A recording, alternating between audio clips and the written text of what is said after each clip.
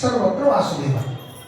ಹೀಗೆ ಪಂಚರೂಪಗಳನ್ನು ನಮ್ಮ ದೇಹದಲ್ಲಿ ಚಿಂತನೆ ಮಾಡುವುದಕ್ಕೆ ಸ್ನಾನ ಅಂತ ಕರೀತಾರೆ.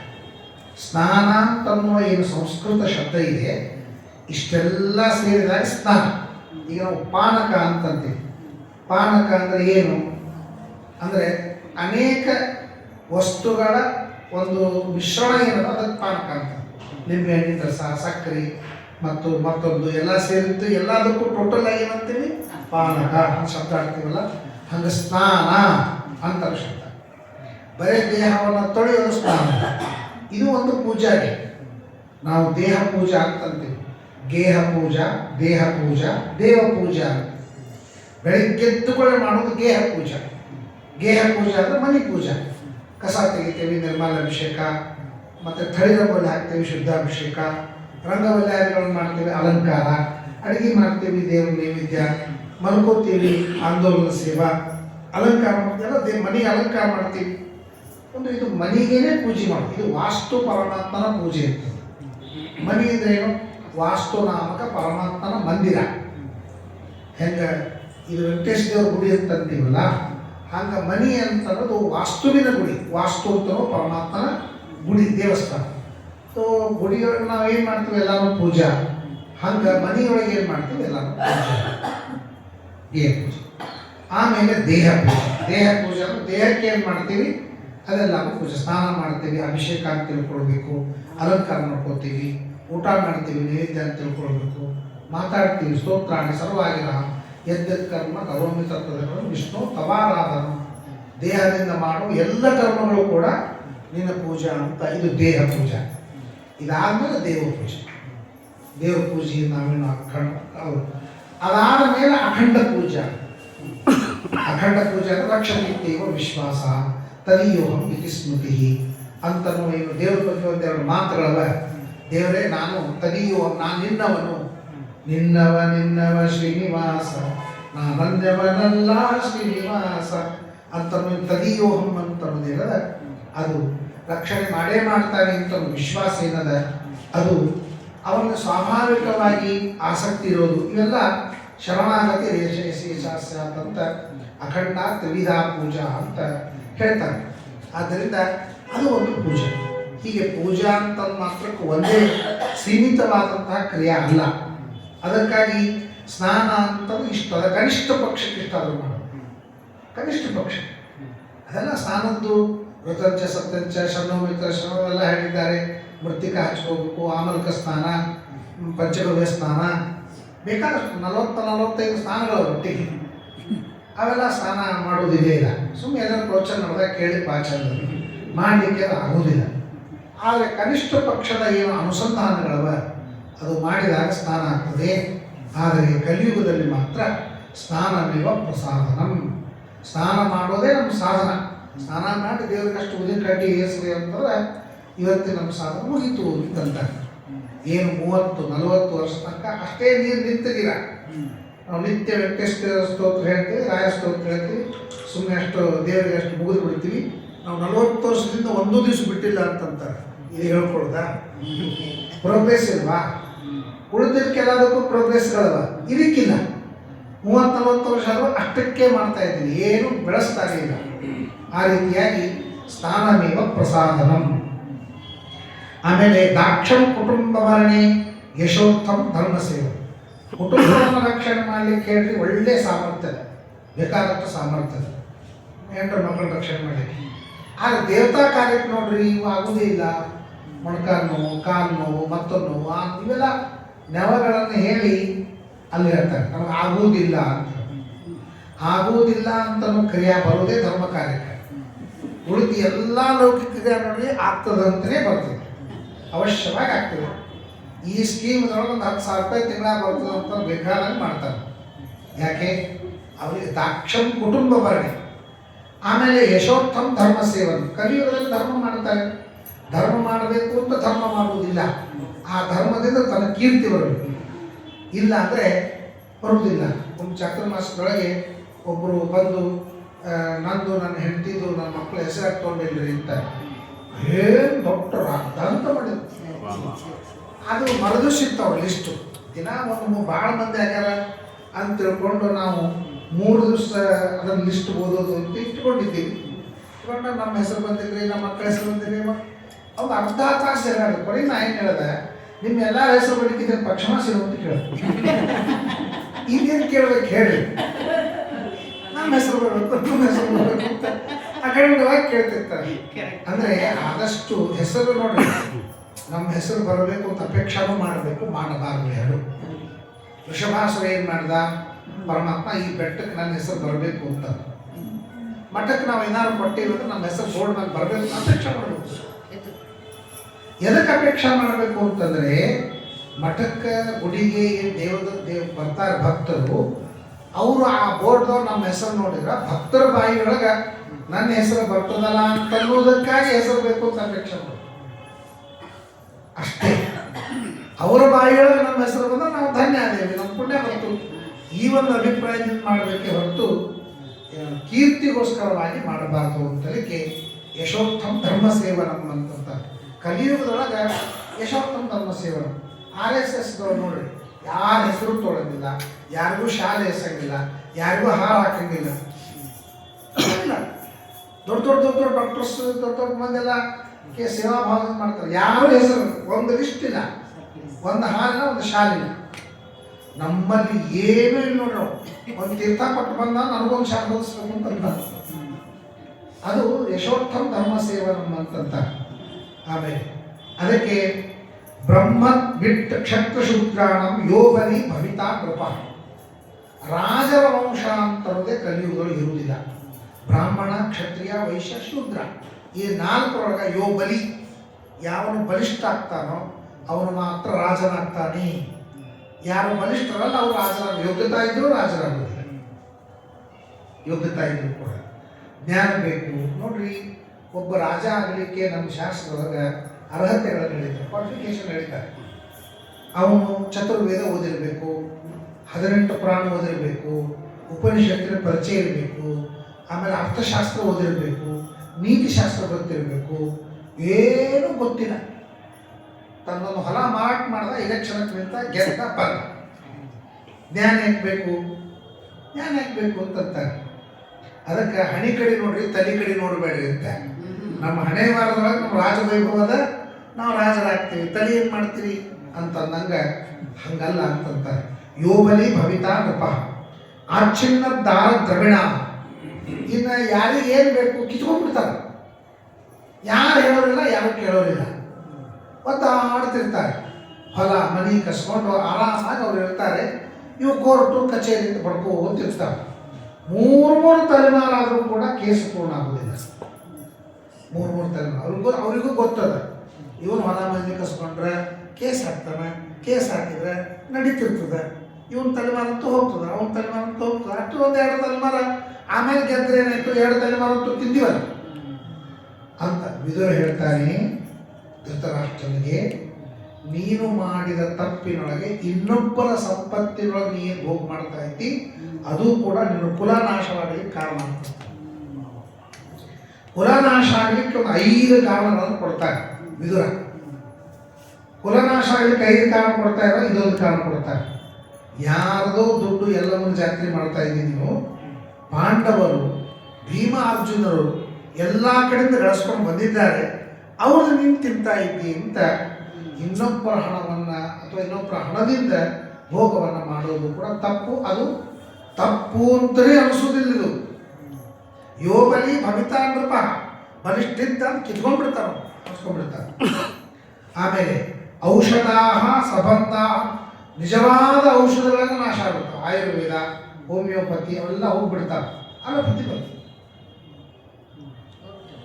ಅಂದ್ರೆ ಎಲ್ಲೋ ಮೂಲೆಯೊಳಗಿದ್ದಂಥ ಅಮೇರಿಕ ಇವತ್ತು ನಂಬರ್ 1 ಆಗ್ಲಿಕ್ಕೆ ಕಾರಣ ಏನಂದ್ರೆ ನಮ್ಮನ್ನೆಲ್ಲ ಪೇಷಂಟ್ ಮಾಡಿದ್ದು. ಪ್ರತಿಯೊಬ್ಬರನ್ನು ಪೇಷಂಟ್ ಮಾಡಿ ಔಷಧ ಮಾಟ ಮಾಡಿ ಆರ್ಥಿಕ ಸ್ಥಿತಿಯೊಳಗೆ ಅವರು ಮುಂದೆ ಬಂದರು. ನಮ್ಮನ್ನೆಲ್ಲ ಪೇಷಂಟ್ ಮಾಡಿದರು. ಅಕ್ಷರಶಃ 300 ಬಂದ್ರೆ ಅದು ಡಯಾಬಿಟಿಸ್ ಅಂತ ಕನ್ಸಿಡರ್ ಆಗ್ತದೆ. 150 ಬಂತು ಅಂದ್ರೆ ಗುಳಿಗೆ ಸ್ಟಾರ್ಟ್ ಮಾಡಿಬಿಡ್ತಾರೆ. ಅಲ್ಲದು ನೀವು ವಿಚಾರ ಮಾಡಿರಿ. ಅಂದರೆ ಅದೊಂದು ಮಾಫಿಯಾ. ಅದು ಔಷಧದ್ದು ಮಾಫಿಯಾ ಅದ. ನಿಮಗೆ ಅಗದಿ ನಿಮ್ಮ ಅಣ್ಣ ತಮ್ಮ ಡಾಕ್ಟರ್ ಇದ್ರು ಇದನ್ನು ಹೇಳಂಗಿಲ್ಲ. ನಿಮಗೆ ಗುಳಿಗೆ ಸ್ಟಾರ್ಟ್ ಮಾಡ್ತಾರವರು. ಅವರು ಒಬ್ಬ ಅಕ್ಕಸಾಲ ಇದ್ದಂಗ ಅಕ್ಕೊಂದು ಬಿಡಂಗಿಲ್ಲ ಅಂತ ಅಂತಾರಲ್ಲ, ಹಂಗೆ ಅಕ್ಕಸಾಲಿದವರು. ಆ ರೀತಿಯಾಗಿ ಔಷಧಗಳೆಲ್ಲ ಬಂದು ಜಗತ್ತು ದೇಶ ಶ್ರೀಮಂತ ಆಗ್ತದೆ. ಜಗತ್ತಿನ ಎಲ್ಲ ಜನರು ಕೂಡ ರೋಗಿಗಳಾಗ್ತಾರೆ. ಎಂಥ ಭವಿಷ್ಯ ಹೇಳಿದ್ದಾರೆ ನೋಡಿ. ಇಂಥ ಭವಿಷ್ಯ ಯಾರು ಹೇಳ್ತಾರೆ? ವೇದವ್ಯಾಸದೇವರೇ ಹೇಳ್ತಾರೆ, ಔಷಧಾ ಸಬಂಧಾ ನಶ್ಯಂತಿ ಶೂನ್ಯ ಪ್ರಾಯೇಷು ಸದ್ಮಸು. ಅಂದ್ರೆ ಮನಿ ಶೂನ್ಯವಾಗ್ತದೆ. ಅರ್ಥ ಕುಟುಂಬ ಅಂತನ್ನೋದು ಇರೋದಿಲ್ಲ. ಕುಟುಂಬ ಅಂತನ್ನೋದು ಇರೋದಿಲ್ಲ. ನಮ್ಮ ಒಬ್ಬರಿಗೆ ಒಂದು ಮನೆ ಕೊಡಿಸ್ಬೇಕಾಗಿತ್ತು ಕೇಶವಪುರದೊಳಗೆ. ಬಗಲ ಬಡದೇವಿ 15-20 ನಿಮಿಷ ಆಯಿತು, ಬಗಲ ತೆಗೀಲಿಲ್ಲ. ಆಮೇಲೆ ನೋಡಿದ್ರೆ ಒಬ್ಬಕ್ಕೆ ಮುದುಕಿ ತೆಗೆದು ಒಳಗೆ ಹೋದರೆ ಅರಮನೆ ಇದ್ದಂಗಿತ್ತು. ಅವ್ರಿಗೆ ಏನಿದೆ, ನಾನು ನನ್ನ ಗಂಡು ಬಿಟ್ಟರೆ ಯಾರೂ ಇಲ್ಲ, ಯಾರೇ ಬಾಗಿಲು ಬಡಿದ್ರು ಇಷ್ಟೋ ತನಕ ಹಿಡಿತದೆ ನಮ್ಗೆ. ಯಾಕಂದ್ರೆ ನಮ್ಮ ಸೊಸಿ ಮಗ ಅವರೆಲ್ಲ ಡೈವರ್ಡ್ ಆಗಿಬಿಟ್ಟಿದೆ. ನಾವೆಲ್ಲ ಕೂಡಿದ್ದೇವೆ ಡೈವರ್ಡ್. ನೋಡಿ, ಇಡೀ ರಾಮಾಯಣ ಹೊರಟದ್ದೇ ಇದಕ್ಕೆ. ರಾಮಾಯಣದೊಳಗೆ ಏನು ಕುಟುಂಬ ಇತ್ತಲ್ಲ, ಕೇಳ್ತೀವಿ ಕುಟುಂಬ, ಎಲ್ಲ ಕುಟುಂಬ ಸಹಿತ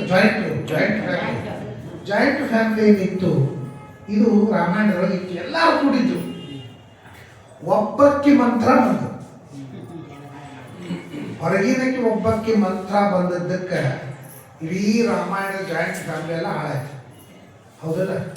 ಹಂಗಾರೆ ನಮ್ಮ ಜಾಯಿಂಟ್ ಫ್ಯಾಮಿಲಿ ಯಾರಾಗ್ತದೆ? ಹೊರಗಿನ ಬಂದಂಥ ಒಂಥರ ಮಂತ್ರ ಅಲ್ಲ, ಒಂಥರ ಇರ್ತಾರೆ. ಅವಕ್ಕೇನು ನಾರ್ಮಲ್ ಇರ್ತಾರ, ಮತ್ತೊಂದು ಇರ್ತಾರೆ. ಆ ಥರದ್ದು ಯಾವ ಬಂದು ಹಾಳು ಮಾಡಬೇಕು. ಸಾಮಾನ್ಯವಾಗಿ ಜಾಯಿಂಟ್ ಫ್ಯಾಮಿಲಿ ನಾಶವಾಗುವುದು ಹೊರಗಿನಿಂದ ಬಂದವರಿಂದ. ಮಂತ್ರ ಎಲ್ಲಿಂದ ಬಂದು? ಹೊರಗಿನಿಂದ ಬಂದು. ಹೊರಗಿನಿಂದ ಬಂದದ್ದಕ್ಕೆ ತಲೆ ತುಂಬಿದ್ದು ರಾಮನ ಸುತನಿರ ವಿಶೇಷಂ ಅಂತಂತಾರೆ ಕೈಕಿ. ರಾಮನನ್ನ ನನ್ನ ಮಗನಿಗಿಂತ ಜಾಸ್ತಿ ನೋಡ್ಕೋತೀನಿ ಅಂತನ್ನೋದನ್ನು ಬ್ರೈನ್ ವಾಶ್ ಮಾಡಿ ಆ ಕೆಲಸ ಮಾಡಿ ಇಡೀ ಕುಟುಂಬ ಹೊಡೆದ್ಬಿಟ್ರು. ಭರತ ನಂದಿಗ್ರಾಮದೊಳಗೆ ಇದ್ದು ಬಿಟ್ಟ, ಶತ್ರುಘ್ನ ಎಲ್ಲೋ ಇತ್ತು ಅವನ ಜೊತೆಗೆ ಇದ್ದು ಬಿಟ್ಟ, ದಶರಥ ರಾಜ ಸತ್ತೋಗ್ಬಿಟ್ಟ, 3 ಮಂದಿ ಬೇರೆ ಬಿಟ್ಟರು, ಯಾರೂ ಅರಮನೆಯೊಳಗಿಲ್ಲ. ರಾಮ ಲಕ್ಷ್ಮಣ ಸೀತೆ ಎಲ್ಲ ಚಲ್ಲಾಪಿಲಿ ಆಗ್ಬಿಟ್ಟು ಇಡೀ ಫ್ಯಾಮಿಲಿ ಚಲ್ಲಾಪಿಲೆ. ಯಾರಿಂದ? ಒಬ್ಬಕ್ಕಿ ಮಂಥರನಿಂದ. ಆದ್ದರಿಂದ ಕುಟುಂಬ ನಾಶ ಆಗೋದು ಒಂದು ಮಂಥರ ಇಲ್ಲ ಒಂಥರ. ಯಾರೇ ಇದ್ರೂ ಕೂಡ ಅದು ಕುಟುಂಬ ನಾಶವಾಗುವುದು ನಿಶ್ಚಿತ. ಅದಕ್ಕೆ ಶೂನ್ಯ ಪ್ರಾಯೇಷು ಸದ್ಮಸು. ಮನೆಗಳು ಶೂನ್ಯ ಪ್ರಾಯ ಬಾಯಿ ಬಿಕೋ ಅಂತಂತಿರ್ತದೆ. ಇವತ್ತು ಮಾನಸಿಕ ರೋಗವಾಗಲಿ ಕಾರಣ ಏನು ಅಂದ್ರೆ, ಎಲ್ಲ ಮನಸ್ಸಲ್ಲಿ ಇಟ್ಕೊಂಡು ಕೂತ್ರೆ ಮಾನಸಿಕ ರೋಗ ಎಲ್ಲ. ನಾನೇನು ನಿಮಗೆ ಬೈಬೇಕು ಅಂತ ಅನ್ಕೊಂಡಿದ್ದೀನಿ, ಬೈದು ಬಿಡ್ಬೇಕು. ಮನಸ್ಸು ಹೊರ ಪಿತ್ತ ಹೆಂಗೆ ಒಳಗಿದ್ರೆ ರೋಗ ರುಜಿನ ಜರಾಪರ ಬರ್ತಾವ. ಪಿತ್ತು ಒಂದ್ಸಲ ಹೊರಗೆ ಹೋಯ್ತು ಅಂತಂದ್ರೆ ಫ್ರೆಶ್ ಆಗ್ತಾನೆ ಇಲ್ಲೋ. ಹಂಗೆ ನಾವು ಯಾರಿಗೆ ಬೈಬೇಕು ಅಂತ ಅನ್ಕೊಂಡಿವಿ ಅವ್ರಿಗೆ ಬೈದು ಮುಗಿಸ್ಬೋದು. ಇಲ್ಲದು ಜಾಯಿಂಟ್ ಕುಟುಂಬ ಇದ್ದಾಗ ಅತ್ತಿ ಸೊಸೆ ಜಗಳಾಡ್ತಿದ್ರು. ಜಗಳಾಡೋ ಮುಂದಾಗ ಅತ್ತಿ ಸೊಸೆಗೆ ಏನಾಗಬೇಕು ಎಲ್ಲ ಅಂತ ತೆಗೆದು ಬಿಡ್ತಿದ್ರು, ಸೊಸೆ ಅತ್ತಿಗೆ ಏನಾಗಬೇಕು ಅಂತ ತೆಗೆದು ಬಿಡ್ತಿದ್ದು. ಮನಸ್ಸೆಲ್ಲ ಸ್ವಚ್ಛ ಆಗ್ಬಿಡ್ತಿತ್ತು ಕಸ ತೆಗೆದಂಗೆ. ಹೀಗಾಗಿ 100 ವರ್ಷ 80 ವರ್ಷ ಬಾಳ್ತಿದ್ರು. ಇವತ್ತೇನದ? ಯಾರಿಗೆ ಬೈಬೇಕು ಅಂದದ್ದೆಲ್ಲ ಮನಸ್ಸೊಳಗೆ ಇಟ್ಕೊಂಡು ಕೊಡ್ಬೇಕು. ಮನಸ್ಸು ದುರ್ಬಲ ಆಗ್ಬಿಡ್ತದೆ, ಮಾನಸಿಕ ರೋಗಕ್ಕೆ ಒಳಗಾಗ್ತದೆ. ಸೊ ಜಾಯಿಂಟ್ ಫ್ಯಾಮಿಲಿ ಅಂತ ಅನ್ನೋದು ಮನೋರೋಗವನ್ನು ಪರಿಹಾರ ಮಾಡೋ ಒಂದು ವಿಧಾನ ಇತ್ತು. ಅಥವಾ ಕೇಳೋರು ಇರ್ತಿದ್ರು. ಎಷ್ಟೋ ಜನ ಬಾಗ್ಲ ಹಾಕೊಂಡು ಟಿವಿ ನೋಡ್ತಾ ಅಲ್ಲೇ ಹಾರ್ಟ್ ಅಟ್ಯಾಕ್ ಸತ್ರ 2-3 ದಿವಸ ಬದ್ದೆ ಆಗಲಿಲ್ಲ ಅಂತ ಅವ್ರ ಪೇಪರ್ ಗೊತ್ತಿತ್ತು. ಯಾಕಾಯ್ತು? ಮನೆಯೊಳಗೆ ಕಾಳಜಿ ಮಾಡೋರು ಬೇಕಾಗ್ತದೆ. ಒಬ್ಬರು ಇನ್ನೊಬ್ಬರು ಅಂತ ಬೇಕು, ಯಾರೂ ಇಲ್ಲ. ಮನೆಯೊಳಗೆ ಯಾರೂ ಇಲ್ಲ ಅಂತಂದ್ರೆ ಏನೇನು ಆಗಬೇಕೆಲ್ಲ ಅನರ್ಥಗಳಾಗ್ತದೆ. ಯಾರಾದರೂ ಇದ್ರೆ ಏನೇ ಜಗಳಾಡ್ರಿ ಏನೇ ಮಾಡಿ ಆಪತ್ತಿನೊಳಗೆ ರೋಗ ಇದ್ದಾಗ ಒಬ್ಬ ಆರೈಕೆಯನ್ನು ಮಾಡ್ತಕ್ಕಂಥ ಪದ್ಧತಿ ಹಿಂದಿನ ಕಾಲಕ್ಕಿಂತ ಜಾಯಿಂಟ್ ಫ್ಯಾಮಿಲಿ ಆಯಿತು. ಅದಕ್ಕೆ ಹೇಳ್ತಾರೆ ಶೂನ್ಯ ಪ್ರಾಯೇಷು ಸದ್ಮಸು. ಸದ್ಮ ಅಂದ್ರೆ ಮನೆ. ಎಲ್ಲ ಮನೆಗಳಿಗೂ ಶೂನ್ಯಪ್ರಾಯ, ಏನೂ ಇಲ್ಲ ಅಂತನ್ನುವಂತೆ ಇರುತ್ತದೆ ಅಂಥ ಕಲಿಯುಗ. ಕ್ಷುತ್ರಶ ವ್ಯಾಧಿ ನಿಶ್ಚೈವ ಸಂತ್ಯಪ್ಯಂತೆ ಚ ಚಿಂತೆಯ. ಚಿಂತ ಬಂದು ಹಸಿವಿ, ನೀರಡಿಕೆ, ವ್ಯಾಧಿಗಳಿಂದ ಸಂತಾಪವನ್ನು ಪಡ್ತಾರೆ. ಮುಖ್ಯವಾಗಿ ಹೇಳ್ತಾರೆ, ಎಲ್ಲ ಸಂತಾಪಗಳಿಗೆ ಮೂಲ ಕಾರಣ ಚಿಂತೆಯ.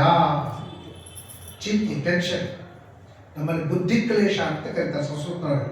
ಟೆನ್ಷನ್ಗೆ ಬುದ್ಧಿ ಕ್ಲೇಶ ಅಂತಂತ ಭಾಳ ಟೆನ್ಷನ್ ಮಾಡ್ಕೊಳ್ತಾರೆ. ಎಷ್ಟು ಸಾಮಾನ ಮನೆಯೊಳಗೆ ಜಾಸ್ತಿ ಆಗ್ತಾವ ಅಷ್ಟು ಟೆನ್ಷನ್ ಜಾಸ್ತಿ ಆಗ್ತದೆ.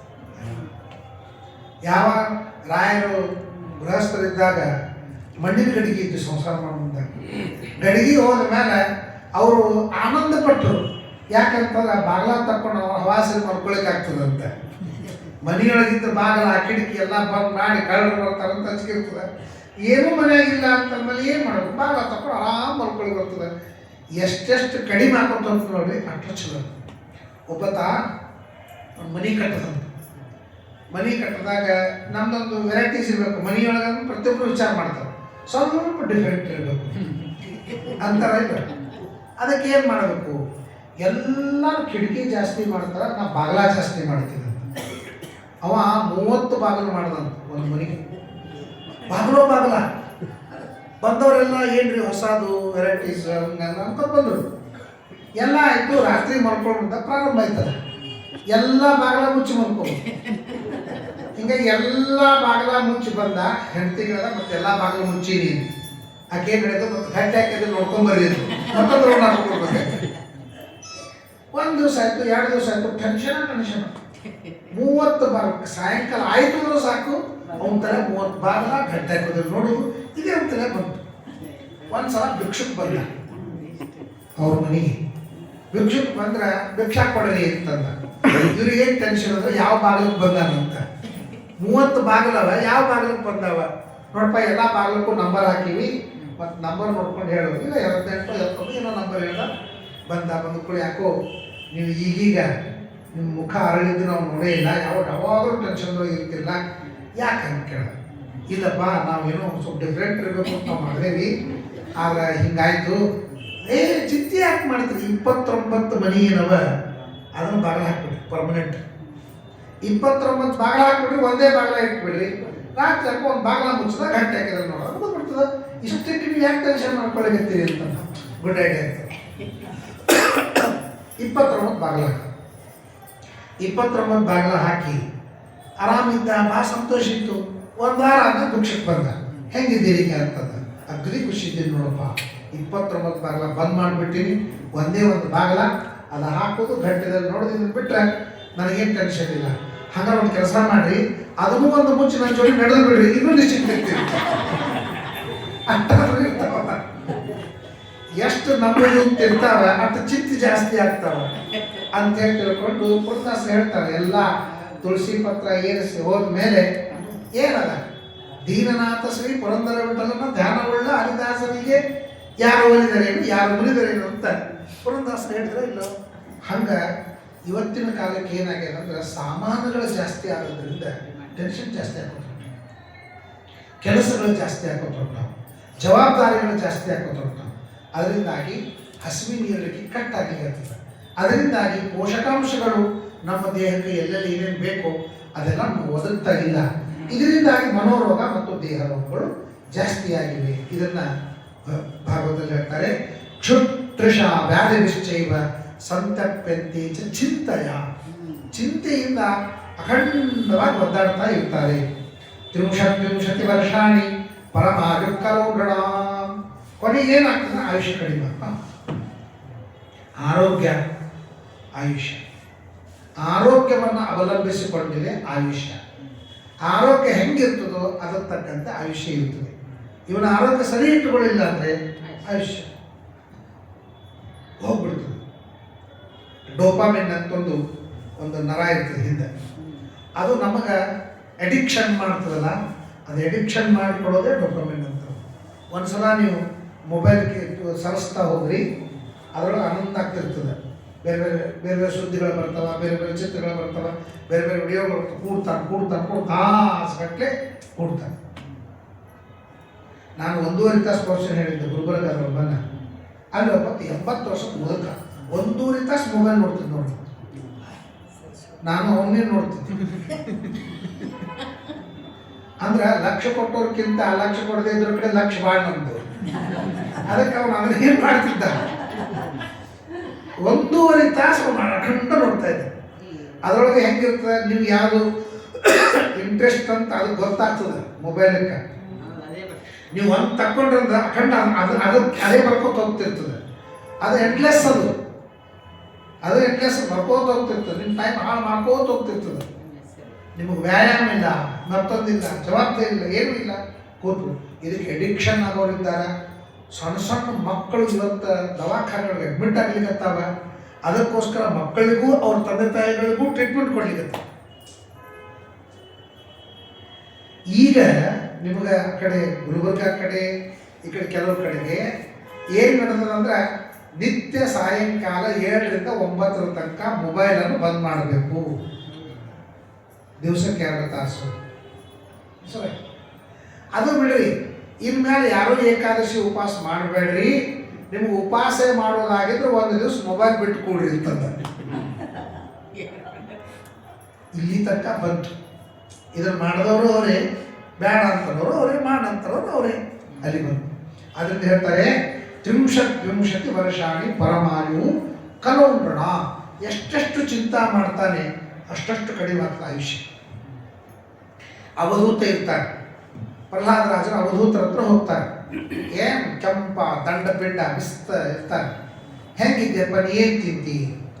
ಗೋಡಂಬಿ ನೆನಕ್ಕೆ ಮುಂಜಾನೆ ಸುರು ತಿಂತೀಯ, ಯಾಕೋ ಭಾಳ ಕೆಂಪು ಕಾಣಿಸ್ಲಿಕ್ಕಲ್ಲ, ದಂಡಪಿಂಡ ಕಾಣಿಸ್ತದೆ, ಏನಾಗಿದೆ? ಅವ್ರ ನಾನು ನಿಶ್ಚಿಂತಿದ್ದೀನಿ, ಅಷ್ಟೇ ಉತ್ತರ. ನನಗೆ ಯಾವ ಚಿಂತೆಗಳು ಇಲ್ಲ, ನನಗೆ ಆಹಾರ ಬೇಕು ಅಂತಿಲ್ಲ, ಇದೇ ಬೇಕು ಅದೇ ಬೇಕು ಅಂತಿಲ್ಲ, ಹಿಂಗೆ ಇರಬೇಕು ಹಂಗೆ ಇರಬೇಕು ಅಂತಿಲ್ಲ. ಇವತ್ತು ಬಂತು, ಇಲ್ಲ ಇಲ್ಲ, ನಾಳೆ ಏನು, ನಾಳೆ ಚಿಂತೆ, ನಾಳೆ ಇವತ್ತೇ ಚಿಂತೆ ಮಾಡು ಅಂತ ನಾವು ಮಾಡ್ತೀವಿ. ನಾಳೆ ಮುಂಜಾನೆ ಚಿಂತೆ ಮಾಡಿದ್ದ ಧರ್ಮರಾಜ, ಅದಕ್ಕೆ ಅವ್ನು ನಗಾರ ಹೊಡೆದ ಭೀಮಸೇನ. ನಮ್ಮ LIC ಸ್ಕೀಮ್ ನೋಡಿದ್ರಂತೂ ಎಷ್ಟು ನಗಾರ ಹೊಡಲಿಕ್ಕಿಲ್ಲ ಅವು ಭೀಮ. ಒಂದು 15 ವರ್ಷ 20 ವರ್ಷ 30 ವರ್ಷದ್ದು ನಾವು ವಿಚಾರ ಮಾಡ್ತೀವಿ. 25 ವರ್ಷಕ್ಕೆ ಇಷ್ಟು ದುಡ್ಡು ಬರ್ತಾವ, ಆಮೇಲೆ ನಾವು ಹಿಂಗೆ ಮಾಡೋಣ. ಏನು 25 ವರ್ಷದ್ದು? ನಾನು ಮುಂಜಾನೆ ಇರ್ತೀನಿ ಅಂತದಕ್ಕೆ ನಗಾರ ಹೊಡೆದವ. ಅಂಥದ್ದು ನಾವು 20 ವರ್ಷ 10 ವರ್ಷ ಮುಂದಿನ ವರ್ಷ ಸ್ಕೀಮ್ ಆಗ್ತಿರ್ತೀವಲ್ಲ. ಅದಕ್ಕೆ ಆಯುಷ್ಯಕ್ಕೆ ಬೇಕಾದದ್ದು ಮುಖ್ಯವಾದದ್ದು ನಿಶ್ಚಿತ. ಅಂತ್ಯ ಮೊದಲನು ಕಾಣೆ ಅರಿಕೆ ನಿನಗಿನಿತಿಲ್ಲ, ನಿಶ್ಚಿಂತನಾಗಿರಿಸೋ ಪುರಂದರ ವಿಠಲ. ಕಾಯಲಾರೆನೋ ಕೃಷ್ಣ ಖಂಡವರವಾಗಿಲ. ಅಂತ್ಯ ಮೊದಲನು ಕಾಣೆ ಅರಿಕೆ ನಿನಗಿನಿತಿಲ್ಲ, ಯಾವುದಕ್ಕೂ ಅಂತ್ಯ ಇಲ್ಲ ಅಂತ ಜೀವನದಲ್ಲಿ ಬಂದು ಬಿದ್ದೀನಿ. ಪ್ರತಿಯೊಂದು ಕಡೆಯಿಂದ ನನಗೆ ಚಿಂತಾ ಸಂತಾಪಗಳು ಬರ್ತಾವ. ಅದಕ್ಕೆ ನಿಶ್ಚಿಂತನಾಗಿರಿಸೋ ಪುರಂದರ ವಿಠಲ, ನಿಶ್ಚಿಂತನಾಗಿರಿಸ. ಇದು ನಿನಗೆ ಧರ್ಮವೇ ಇಂದಿರೇಶ. ನಿನಗೆ ಚಂದ ಅನಿಸ್ತದೆ. ನನಗೆ ಹಿಂಗೆ ನಾವು ಒದ್ದಾಡೋದು ನೋಡಿದ್ರೆ ನಿನಗೆ ಚಂದ ಅನಿಸ್ತದ ಅಂತ ಒಂದ್ಸಲ ಎಷ್ಟು ತ್ರಾಸ ಮಾಡಿಕೊಂಡು ಪ್ರಾರ್ಥನೆ ಮಾಡ್ತಾರೆ ದಾಸರಿಗೆ. ಅಷ್ಟು ಚಿಂತ ಹಾಗೇ ಅವರಿಗೆ ಚಿಂತೆ ಬಹಳಾಗಿತ್ತು. ಈಗೇನಾದ್ರು ಪುರಂದರದಾಸರು ಕನಕದಾಸರು ಇದ್ರು ಅಂತಂದ್ರೆ ಇನ್ನೊಂದು 24 ಲಕ್ಷ ಪದ್ಯಗಳು ಜಾಸ್ತಿ ಆಗ್ತಿತ್ತು ಅಷ್ಟವೇ. ಅದಕ್ಕೆ ನಿಶ್ಚಿಂತನಾಗಿ, ಎಷ್ಟು ನಿಶ್ಚಿಂತನಾಗಿ ಭಾಳ ಕಟ್ಟದ. ಇವತ್ತು ನೀವು ಬುದ್ಧಿಸಮ್ ಬೌದ್ಧ ಮತದಾಗ ನೀವು ಹೇಳ್ತಾರೆ ಥಾಟ್ಲೆಸ್ ಮೈಂಡ್ ಮಾಡ್ಕೋಬೇಕು ಅಂತಂತಾರೆ. ಥಾಟ್ಲೆಸ್ ಮೈಂಡ್ ಮಾಡ್ಕೊಂಡ್ಬಿಟ್ರೆ ಹಣಿಯೊಳಗೆ ಒಂದು ನರ ಇರ್ತದೆ, ಅದು ಓಪನ್ ಆಗ್ತದೆ. ಅದು ಓಪನ್ ಆಯ್ತು ನೀವು ಮೈಂಡ್ ರೀಡರ್ ಆಗ್ತೀವಿ. ಏನು ಮೈಂಡ್ ರೀಡರ್? ಥಾಟ್ಲೆಸ್ ಮೈಂಡ್ ಅಂದ್ರೆ ಏನಂತ ತಿಳ್ಕೊಂಡಿರಿ. ಬರೀ ಒಂದು ಕಣ್ಣು ಮುಚ್ಚಿದ್ರೆ ಸಾಕು 10 ವರ್ಷದ್ದು ತಲೆ ಬಂದ್ಬಿಡ್ತದೆ. ಸುಮ್ ಕಣ್ಣು ತಕ್ಕೊಂಡು ಕೂಡದೆ ಚಲೋ ಅನಿಸ್ತದೆ. ಕಣ್ಣು ತಕ್ಕೊಂಡು ಯಾರ್ಯಾರಿದ್ದೀರಿ ಏನೇನಿದ್ದೀರಿ ನಾ ಇಷ್ಟೇ ಬರ್ತದೆ. ಕಣ್ಣು ಮುಚ್ಚಿದ್ರೆ ಸಾಕು ಇಡೀ 3 ಕಾಲ ಎಲ್ಲರೂ ತಲೆ ಬಂದ್ಬಿಡ್ತಾವ. ಜಗಳ, ಜೂಟಿ, ಮತ್ತೊಂದು ಪಾಸಿಟಿವ್ಗಿಂತ ನೆಗೆಟಿವ್ನೇ ಜಾಸ್ತಿ ಬಂದ್ಬಿಡ್ತಾವೆ. ಅಂತಹ ಈ ಸ್ಟ್ರಾಂಗ್ ಆದಂಥ ಈ ಮನಸ್ಸನ್ನು ಥಾಟ್ಲೆಸ್ ಮಾಡಬೇಕು ಅಂತ ಹೆಂಗದ ನಮ್ಮನ್ನು ಹೇಳ. ಮನೋನಿರ್ವಿಷಯಂ ಯುಕ್ತ ತದ ಕಿಂಚಿನ ಸಂಸ್ಪರೆ ಹೇಳ ನಮ್ಮಲ್ಲಿ ನಿರ್ವೇಶನೆ ಮಾಡಬೇಕು ಅಂತ ಎಷ್ಟು ಕಷ್ಟದ ಗೊತ್ತಾ, ಎಷ್ಟು ಕಷ್ಟದ. 3 ತಾಸು ಮೆಡಿಟೇಷನ್ ಮಾಡ್ಬೇಕು. ಇದಕ್ಕೆ ಬೌದ್ಧ ಮತದೊಳಗೆ ಬಾಗ್ಲ ಹಾಕೊಂಡು ಇವತ್ತು ಮುಂಬೈಯೊಳಗೆ ಮಾಡ್ತಾರೆ, ತರುಣ ಯುವಕರು ಮಾಡ್ತಾರೆ.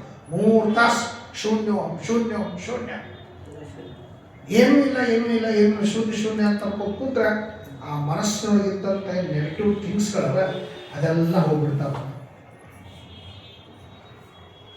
ಅದು ಶೂನ್ಯ ಅಂತ ಅನ್ನೋದನ್ನೇ 3 ತಾಸು ಕೊಡೋರಿದ್ದಾರೆ.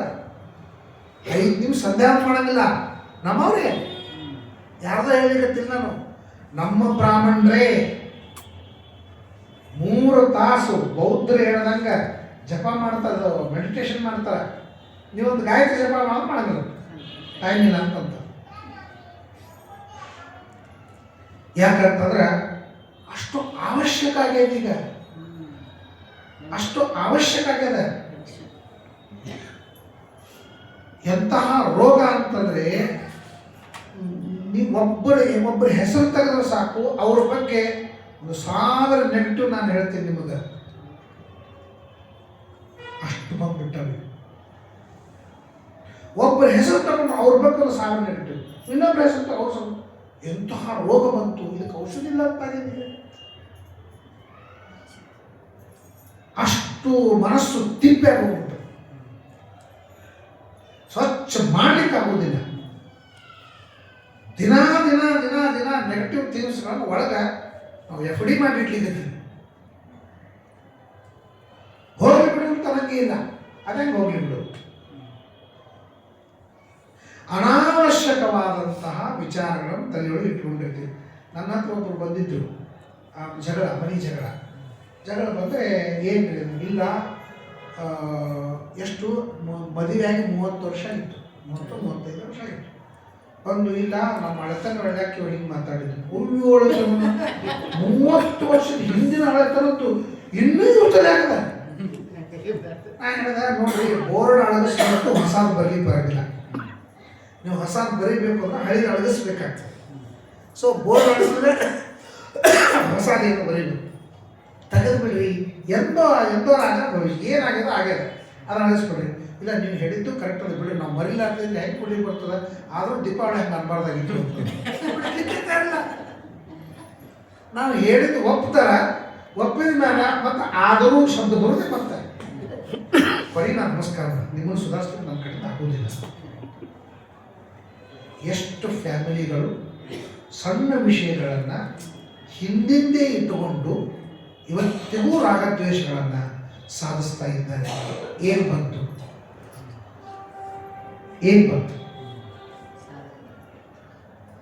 ಕನಕದಾಸರು ಹೇಳ್ತಾರೆ, 3 ದಿನ ಇರ್ತೀನಿ, 4ನೇ ದಿವಸ ಖಾಲಿ ಮಾಡ್ತೀನಿ. ಆ 3 ದಿವಸ ಇದೆ ಅಲ್ಲವ ನಿಮ್ದು ಅಂತ.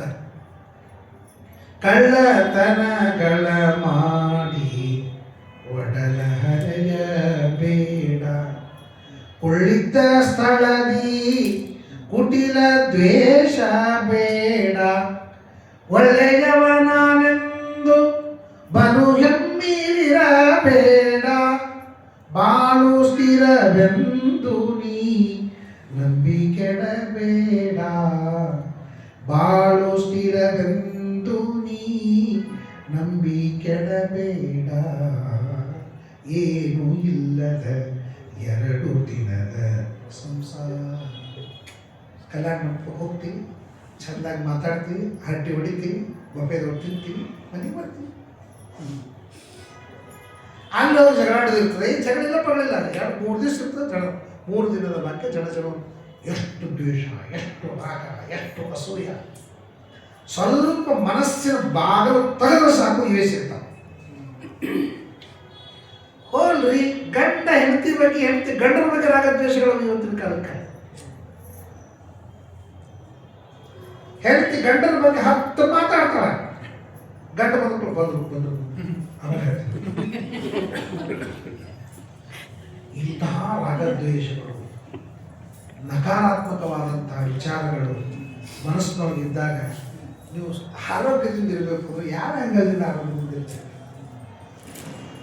ಆರೋಗ್ಯದಿಂದ ಇರ್ಲಿಕ್ಕೆ ಮೊದಲು ಮನಸ್ಸು ಪ್ರಸನ್ನ. ಮನಸ್ಸು ಪ್ರಸನ್ನ ಆಗದಂತೂ ಎಂದಿಗೂ ಆಗೋದು. ಮನಸ್ಸು ಪ್ರಸನ್ನ ಆಗಬೇಕು ಅಂತಂದ್ರೆ ಸ್ವಚ್ಛಿರಬೇಕು.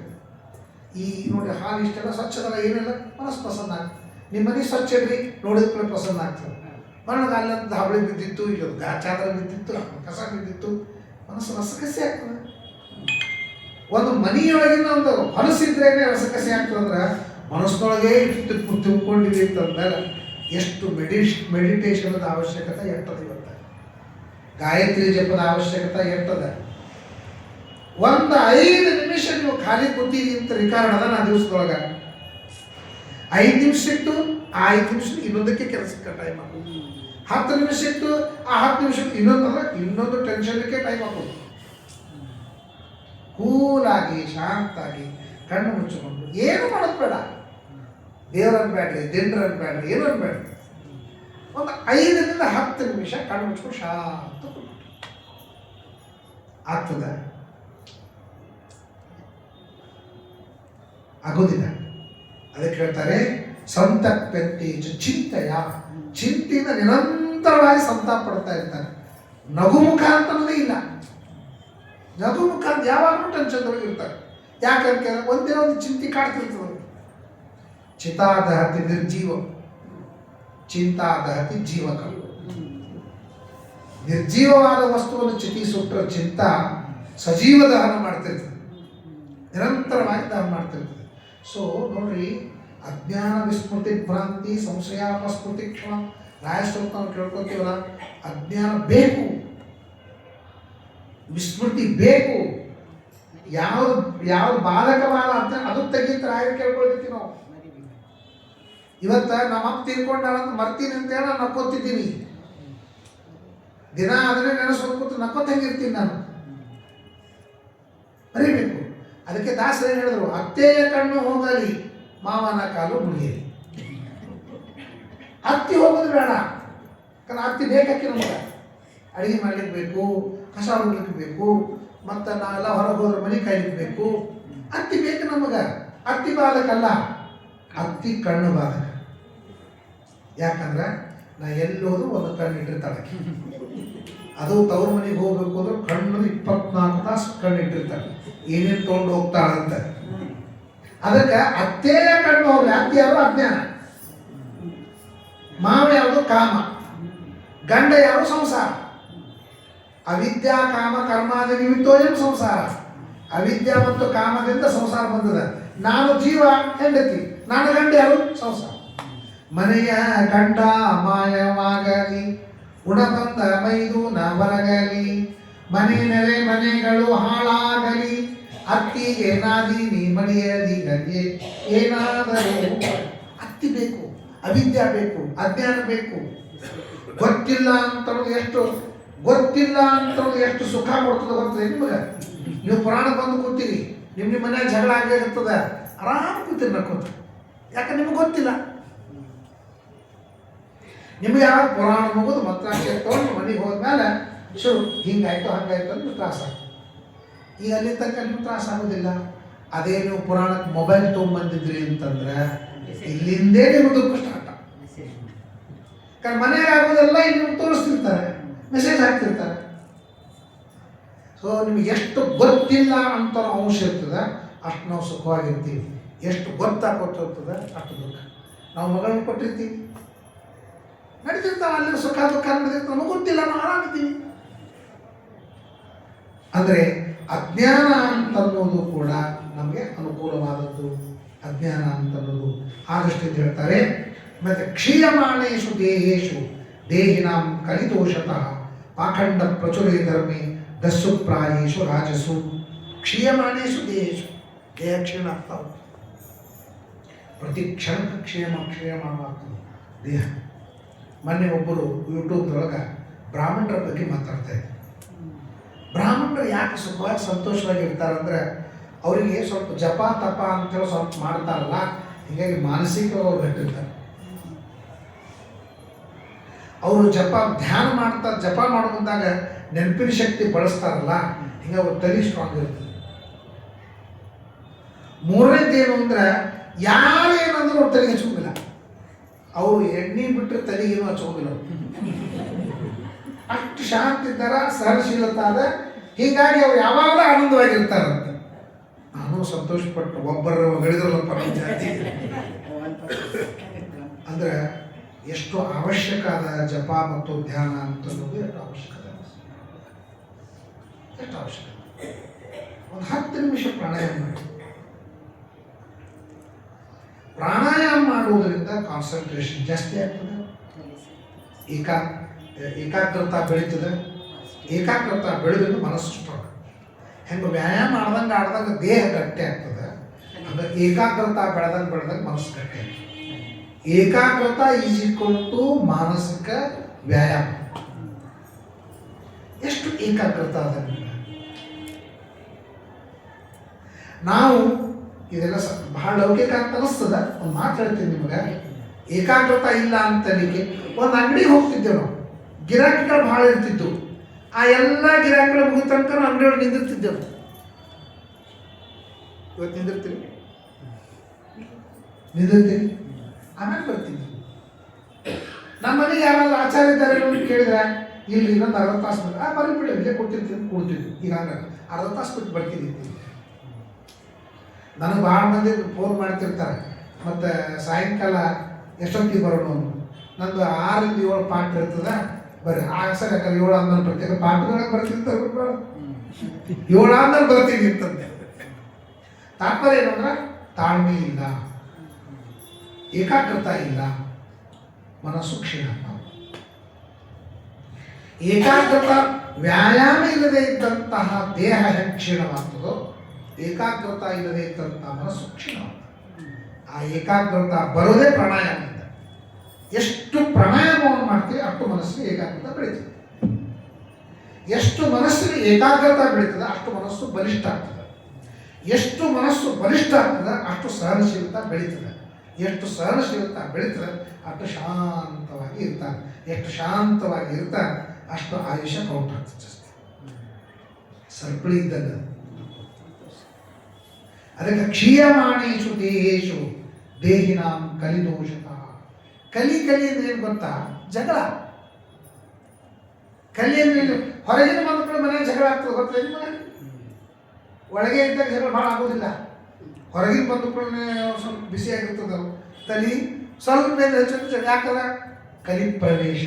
ಕಲಿ ಪ್ರವೇಶ ಅಂದೇನು? ಹೊರಗಿನ ಬಂದುಕೊಳ್ಳಲ್ಲಿ ಕಲಿ ಪ್ರವೇಶ ವಿಶೇಷವಾಗಿರ್ತದೆ. ಅರ್ಥಾತ್ ಜಗಳ ಆಗ್ತದೆ. ಕಲಿ ಅಂದ್ರೆ ಜಗಳ ಆಗ್ತದೆ. ಮನೆಯೊಳಗೆ ಜಗಳ ಭಾಳ ಆಗ್ಲಿರ್ತದಂದ್ರೆ ಕಲಿ ಪ್ರವೇಶ ಆಗ್ಯದ ಅಂತ. ಮನೆಯೊಳಗೆ ಜಗಳ ಆಗೋದಿಲ್ಲ ಅಂದ್ರೆ ಅವ್ರ ಮನೆಯ ಕಲಿ ಪ್ರವೇಶ ಇಲ್ಲ ಅಂತ.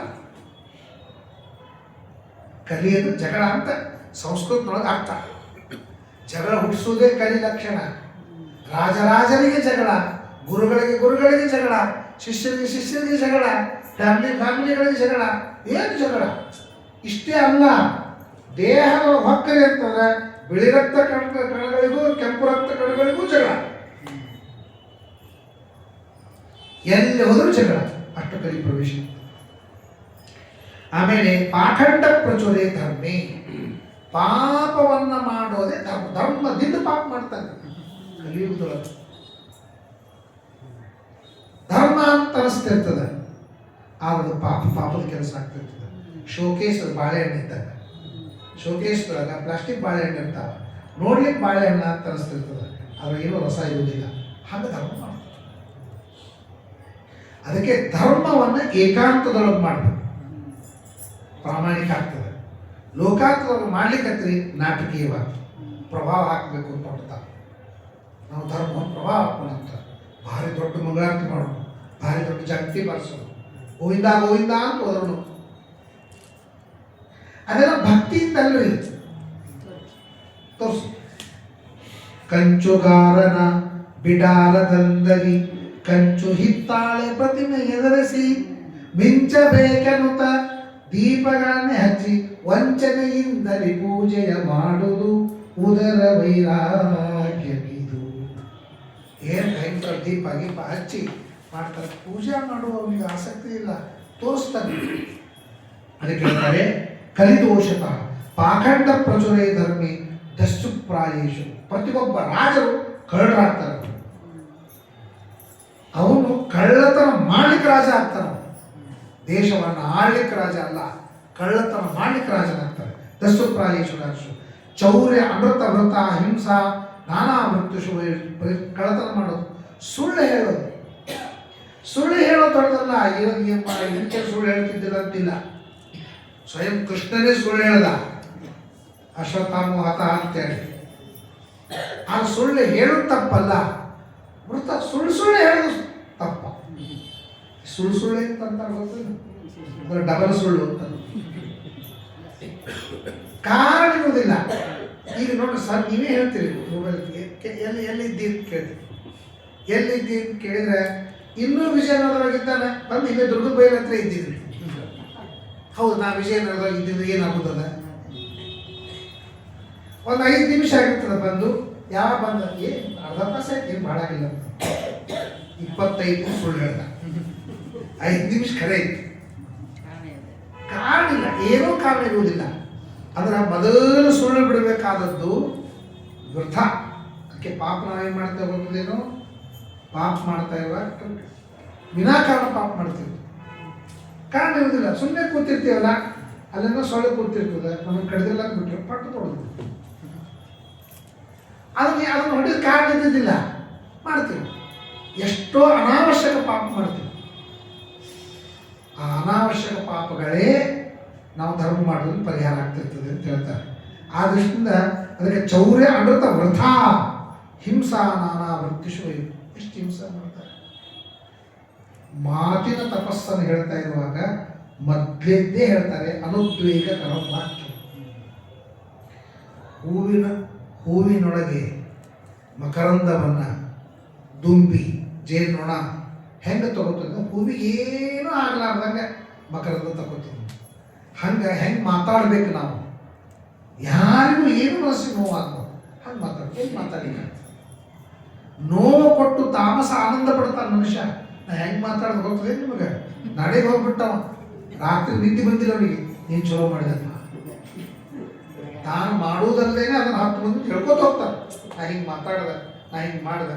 ಅವನು ಎಷ್ಟು ಒದ್ದಾಡ್ತಿರ್ತಾನೆ.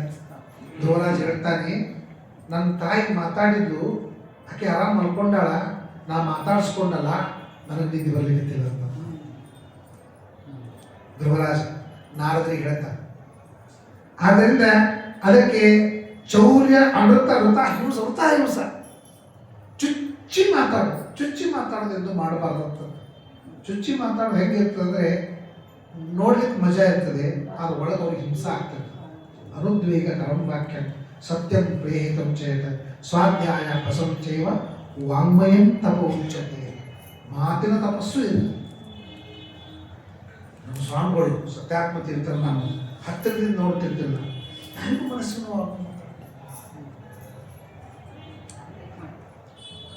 ಎಂದೂ ಮಾತಾಡಿಲ್ಲ.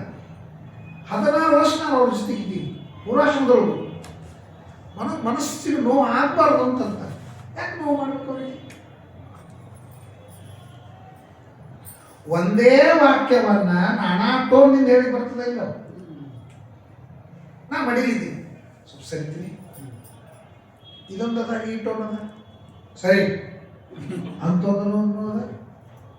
ಅಂದ್ರೆ ಒಂದೇ ವಾಕ್ಯ, ಒಂದೇ ವಿಷಯ ನಾವು ಟೋನ್ ಚೇಂಜ್ ಮಾಡ್ದಂಗೆ ಹಿಂಸೆ ಆಗ್ಲಿಕ್ಕೆ ಸಾಧ್ಯತೆ ಅದ, ಅಹಿಂಸೆ ಆಗ್ಲಿಕ್ಕೆ ಸಾಧ್ಯತೆ ಅದ. ಅದಕ್ಕಾಗಿ ಯಾವಾಗಲೂ ಮಾತು ಮನಸ್ಸನ್ನು ಕೆಡಿಸಂಗಿಲ್ಲ, ಮಾತಿನ ಟೋನು ಮನಸ್ಸನ್ನು ಕೆಡಿಸ್ತದೆ. ಯಾರೇ ಮಾತು ತಗೊಳ್ಳಿ, ಮಾತು ದೊಡ್ಡದಲ್ಲ, ಮಾತಿನ ಟೋನ್ ಬಹಳ. ಅದಕ್ಕೆ ಆನಂದವರ್ಧನ ಅಂತ ನಮ್ಮ ಸಂಸ್ಕೃತ ಸಾಹಿತ್ಯದೊಳಗೆ ಆಗಿ ಹೋದ. ಅವನು ಧ್ವನ್ಯಾಲೋಕ ಅಂತ ಬರೀ ಟೋನ್ ಮೇಲೆ ಹೆಂಗೆ ಅರ್ಥ ಬರ್ತದ ಅಂತ ಬರ್ದಾನ. ಧ್ವನ್ಯಾಲೋಕ ಅಂತ ಒಂದು ಗ್ರಂಥ ಬರ್ದಾನ, ಟೋನ್ ಮೇಲೆ ಹೆಂಗೆ ಬರ್ತದೆ ಬರ್ದ. ಈಗ ಯಾವುದೋ ಒಂದು ಕೆಲಸ ಆಯಿತು ಅಂದ್ರೆ ಶಾಣೆ ಇದೆ ಅಂತಂತ. ಶಾಣೆ ಇದ್ದಿ ಅಂತ ಅನ್ನೋದನ್ನ ದಡ್ಡಿದ್ದಿ ಅಂತ ಅರ್ಥನೂ ಬರ್ತದೆ. ದಡ್ಡಿದ್ದಿ ಚಲೋ ಕೆಲಸ ಮಾಡಿದಿ ಅಂತ, ಚಲೋ ಕೆಲಸ ಮಾಡಿದಿ ಅಂತ ಅನ್ನೋದು ಹೇಳಿ ಟೋನ್ ನೋಡ್ರಿ, ಆ ಟೋನ್ಗಳು ವ್ಯತ್ಯಾಸ ಬರ್ತದೆ. ಕೆಟ್ಟ ಕೆಲಸ ಮಾಡಿದಿ ಅಂತ ಹೇಳಿದಾಗ ಚಲೋ ಕೆಲಸ ಮಾಡಿದಿ ಅಂತ ಚಲೋ ಕೆಲಸನೇ ಮಾಡಿದಿ ಅಂತ. ಆದರೆ ಹೇಳುತ್ತ ಟೋನ್ ಚಲೋ ಕೆಲಸ ಮಾಡಿದಿ ಅಂತ ಟೋನ್ ಚೇಂಜ್ ಮಾಡಿದರೆ ಅದೇ ವಾಕ್ಯ ಕೆಟ್ಟ ಕೆಲಸ ಮಾಡಲಿ ಅಂತ ನಾವು ಇದು ಧ್ವನ್ಯಾಲೋಕ. ಟೋನ್ನಿಂದ ಯಾಕೆ ಮನುಷ್ಯನ ಮನಸ್ಸಿನ ಮೇಲೆ ಪರಿಣಾಮ ಆಗ್ತದೆ ಅಂತನ್ನೋದನ್ನು ಧ್ವನ್ಯಾಲೋಕದವ್ರು ಹೇಳ್ತಾರೆ. ಅದು ಹಿಂಸಾ ಅಂತನ್ನೋದನ್ನು ಮಾಡಬಾರ್ದು ಅಂತೇಳಿ ಭೂಮಿ ಹೇಳ್ತಾರೆ. ಭೂಮಿ ಕಲಿಯುಗದ ರಾಜರಿಗೆ ಹೇಳ್ತಾಳಂತೆ, ಅಹೋಮಾಂ ವಿಜಿಗೀಷಂತಿ ಮೃತ್ಯು ಕ್ರೀಡನ ಕಾಂಗ್ರಪಾಹ. ಯಮಧರ್ಮರಾಜನ ಗೊಂಬೆಗಳಾಗಿ ಓಡಾಡ್ತಾ ಓಡಾಡ್ತಾ ಇದು ನನ್ನ ಜಾಗ ಅಂತ ನೀವು ಬಡ್ಕೊತಿಲ್ಲ, ನೀನು ನೋಡಿ ನಮ್ಗೆ ಅಪಾಸ ಬರ್ತದೆ ಅಂತ. ನಾನು ಎಂಥ ಮುತ್ತೈದಿದ್ದೀನಿ ಅಂತಂದ್ರೆ ಮಹಾ ಮೆರೆದಂತಹ ರಾಜರ ಎಲುವಿನ ಚೂರುಗಳಲ್ಲಿ ಅಕ್ಕಿಯನ್ನಾಗಿ ಉಡಿ ತುಂಬಿಸ್ಕೋತೀನಿ ನಾನು, ಅವರ ರಕ್ತದಿಂದ ಕುಂಕುಮ ಹಚ್ಕೋತೀನಿ ನಾನು. ಎಷ್ಟು ಮಂದಿ ರಾಜರು ನನ್ನ ಈ ಉಡಿಯ ಗರ್ಭದೊಳಗೆ ಆಗಿ ಹೋಗ್ಬಿಟ್ರು. ನೀನು ಯಾವ ಬಿಡುತ್ತಪ್ಪಲ್ಲ ಏನು ಮಾಡ್ಕೋತೀನಿ, ನನ್ನ ಜಾಗ ಒಳ್ಳೆ ನಿಮ್ಮ ಜಾಗ ಆಯ್ತು ತೊಗೊಂಡಿರ್ತೀನಿ ಅಂತ. ಮಠಕ್ಕೆ ಊಟಕ್ಕೆ ಬಂದಾಗ ನನ್ನ ಜಾಗ ಅಂತಾರೆ. ಎಲ್ಲಿ ಮೇಲೆ ಇದು ನನ್ನ ಏರಿಯಾದ, ಇದು ನನ್ನ ಜಾಗ ಅದಂತ ಇಬ್ಬರು ಮಂದಿ ಬರ್ತಿರ್ತಾರೆ, ಸೀರೆ ಹಾಸ್ಬಿಟ್ಟಿರ್ತಾರೆ. ನನ್ನ ಜಾಗ. ಎಷ್ಟೋ ಮಂದಿ ತೀರ್ಥ ತೊಗೊಳ್ಳಾರ್ದೆ ಊಟ ಮಾಡ್ತಾರೆ, ಎದ್ರೆ ಯಾರು ತಗೋತಾರೆ ಈ ಜಾಗ. ಆದರೆ ಭೂಮಿ ಹೇಳ್ತಾಳೆ, ವಿಜಿಗಂತ್ ಮೃತ್ಯು ಕ್ರೀಡನಕ ನೃಪಾಹ ಏನ ಫೇನೋಪಮೇ ಪಿಂಡೆ ಏನ ವಿಶ್ರಂಭಿತ ನೃಪಾಹ. ಏನು ಈ ದೇಹಕ್ಕಾಗಿ ನೀವು ನನ್ನ ಆಯುಷ್ ಭೂಮಿಯನ್ನು ಬಡದಾಡ್ತೀಯಲ್ಲ, ಇದು ಫೇನೋಪಮ, ನೀರ ಮೇಲಿನ ಗುಳ್ಳಿ. ಈ ದೇಹ ಯಾವಾಗ ಬಿದ್ದು ಹೋಗೋದು ನಿನಗೇ ಗೊತ್ತಿಲ್ಲ. ಆಗ ನಾನು ಶಾಶ್ವತ ಇರ್ತೀನಿ, ಈ ಭೂಮಿ ತೋರ್ತೀನಿ, ಇಲ್ಲ ಅರಮನೆ ಕಟ್ತೀನಿ, ಅರಮನೆ ನಾನು ಸುಖವಾಗಿರ್ತೀನಿ. ಹೆಂಗಿರ್ತೀಯಪ್ಪ? ಒಂದು ಜೇನು ನೊಣ ಕಮಲದೊಳಗೆ ಹೋಗ್ಕೋತು, ಮಕರಂದವನ್ನು ತೋಳೋದ್ರೊಳಗೆ ಇತ್ತು. ಸಾಯಂಕಾಲ ಆಯಿತು.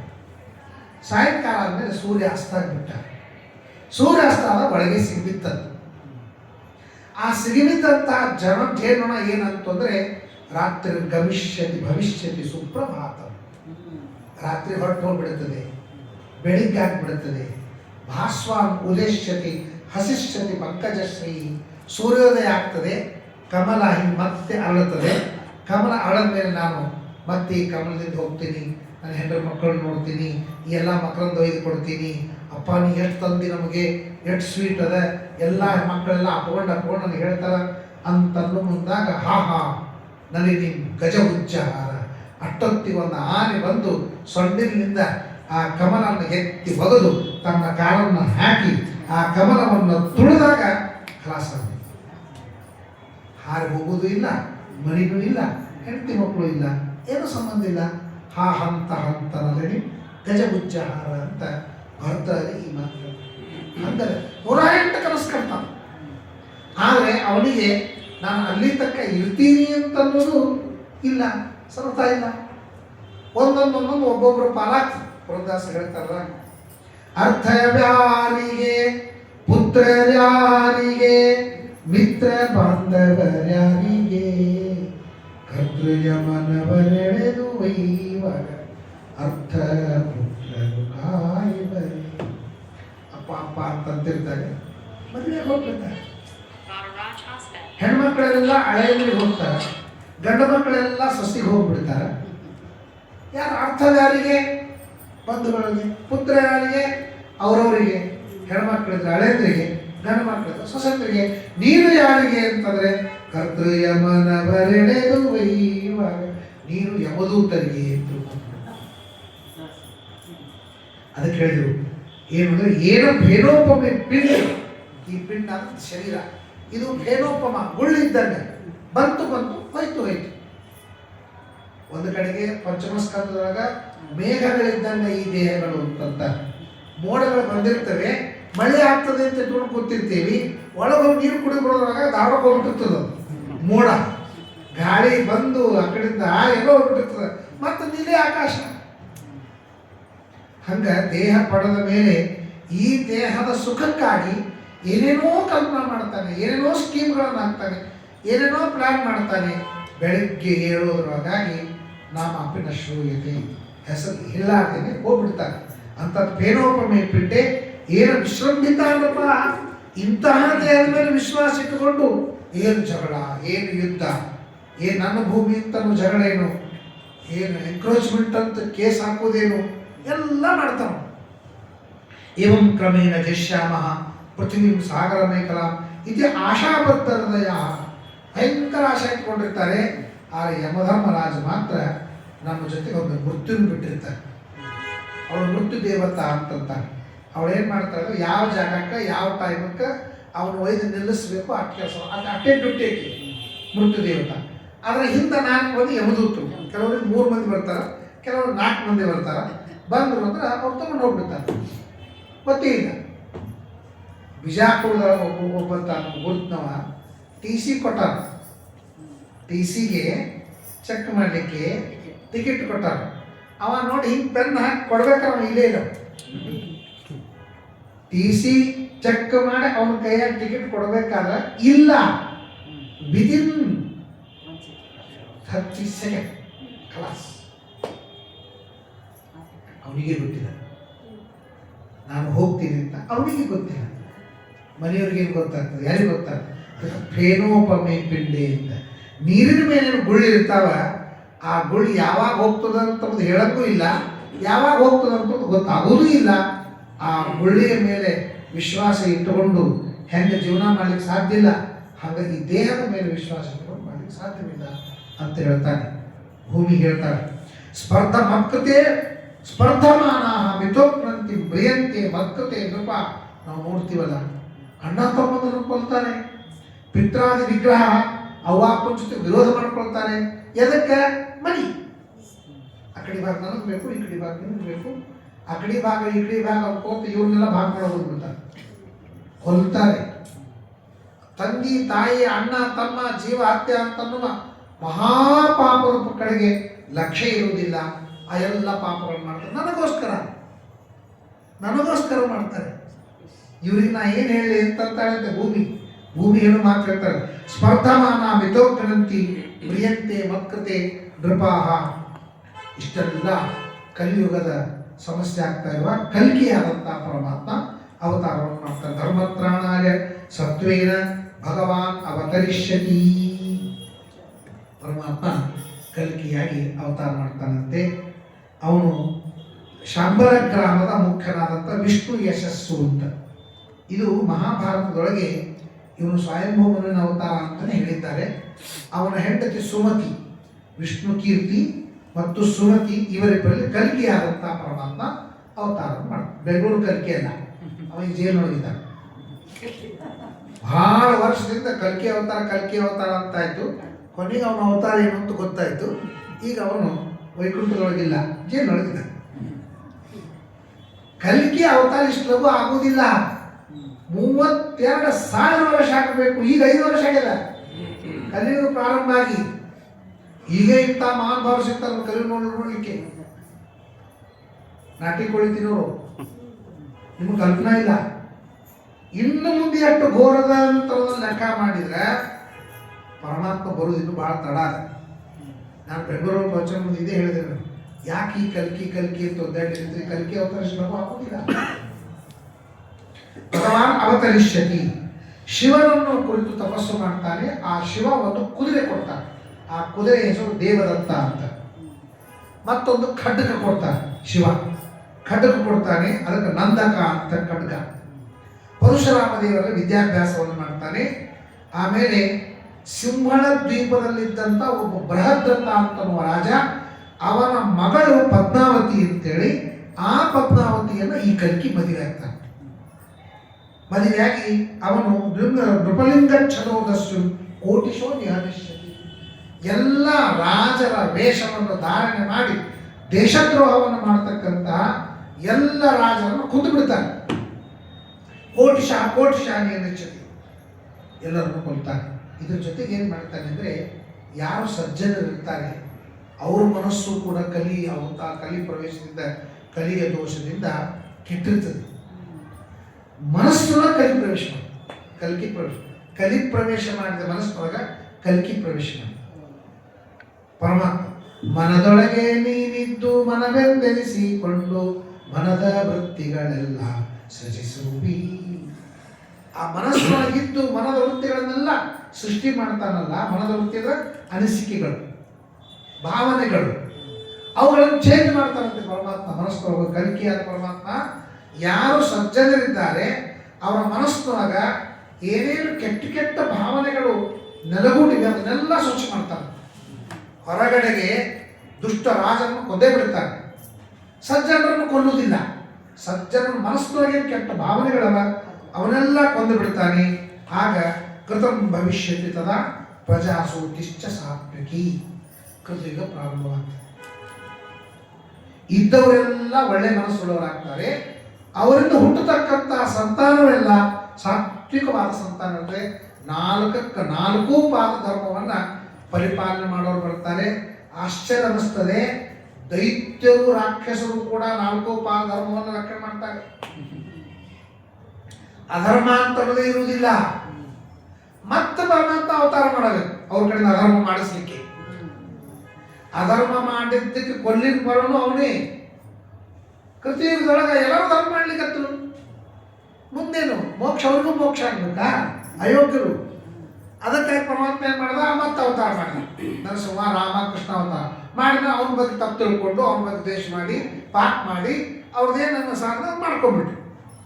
ಅಂದ್ರೆ ಅವ್ರು ಅಧರ್ಮ ಮಾಡಲಿಕ್ಕೂ ದೇವರ ಅವತಾರ ಮಾಡಬೇಕು, ಅಧರ್ಮ ಮಾಡಿ ತ್ರಾಸು ಕೊಟ್ಟಿದ್ದಕ್ಕೂ ದೇವರ ಅವತಾರ ಮಾಡಬೇಕು ಅಂತಲಿಕ್ಕೆ ರಾಮಕೃಷ್ಣಾದಿಗಳಿಂದ ಅಧರ್ಮವನ್ನು ಮಾಡಿಸ್ತಾನೆ, ಕಲ್ಕಿಯಿಂದ ಅವರನ್ನೆಲ್ಲ ಸಂಹಾರ ಮಾಡ್ತಾನೆ. ಹೀಗಿದು ಸರ್ಕಲ್ ಆಗ್ತಿರ್ತದೆ. ಅದಕ್ಕೆ ಕೃತಯುಗ ಪ್ರಾರಂಭವಾಗ್ತದೆ.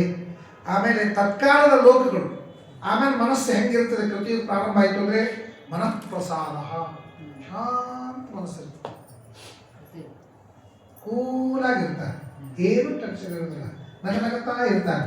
ಎಲ್ಲರ ಮುಖ ಪ್ರಸನ್ನವಾಗಿ ಕಾಣಿಸ್ತಾರೆ, ಟೆನ್ಷನ್ ಕಾಣಿಸ್ತಾರೆ. ಮನಃಪ್ರಸಾದ.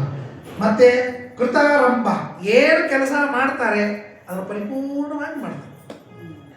ಎಷ್ಟು ಮನುಷ್ಯ ಪೀಸ್ ಆಫ್ ಮೈಂಡ್ ಇರ್ತಾನೆ ನೋಡ್ರಿ, ಅಷ್ಟು ಅವನ ಕೆಲಸ ಪರಿಪೂರ್ಣ ಮಾಡ್ತಾನೆ.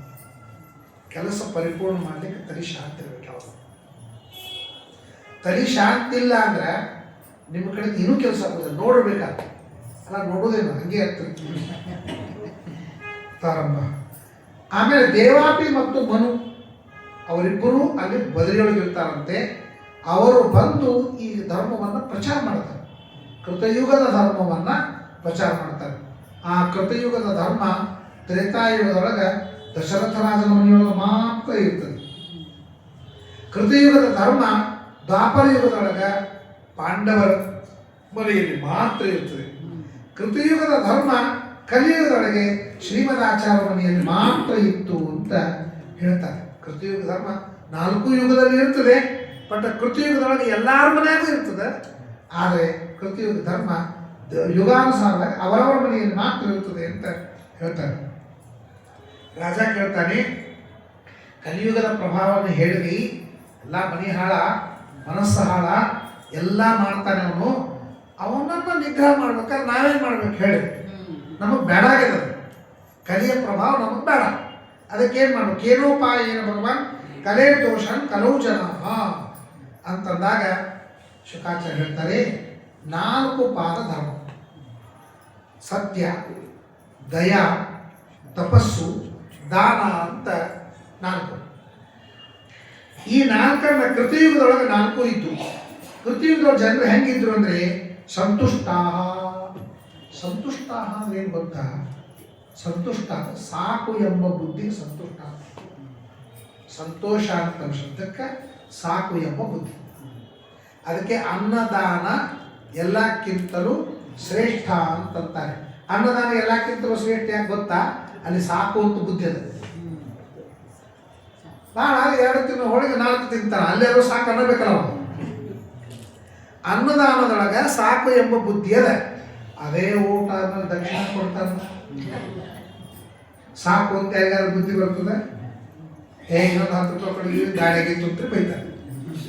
ಎಲ್ಲಿ ಸಾಕು ಅಂತಲೂ ಬುದ್ಧಿ ಇಲ್ಲ, ಅದಕ್ಕಿಂತಲೂ ಸಾಕು ಎಂಬ ಬುದ್ಧಿಯಲ್ಲಿ ಬರ್ತದೆ, ಅದು ದಾನ, ಶ್ರೇಷ್ಠ ದಾನ ಅಂತಂತಾರೆ.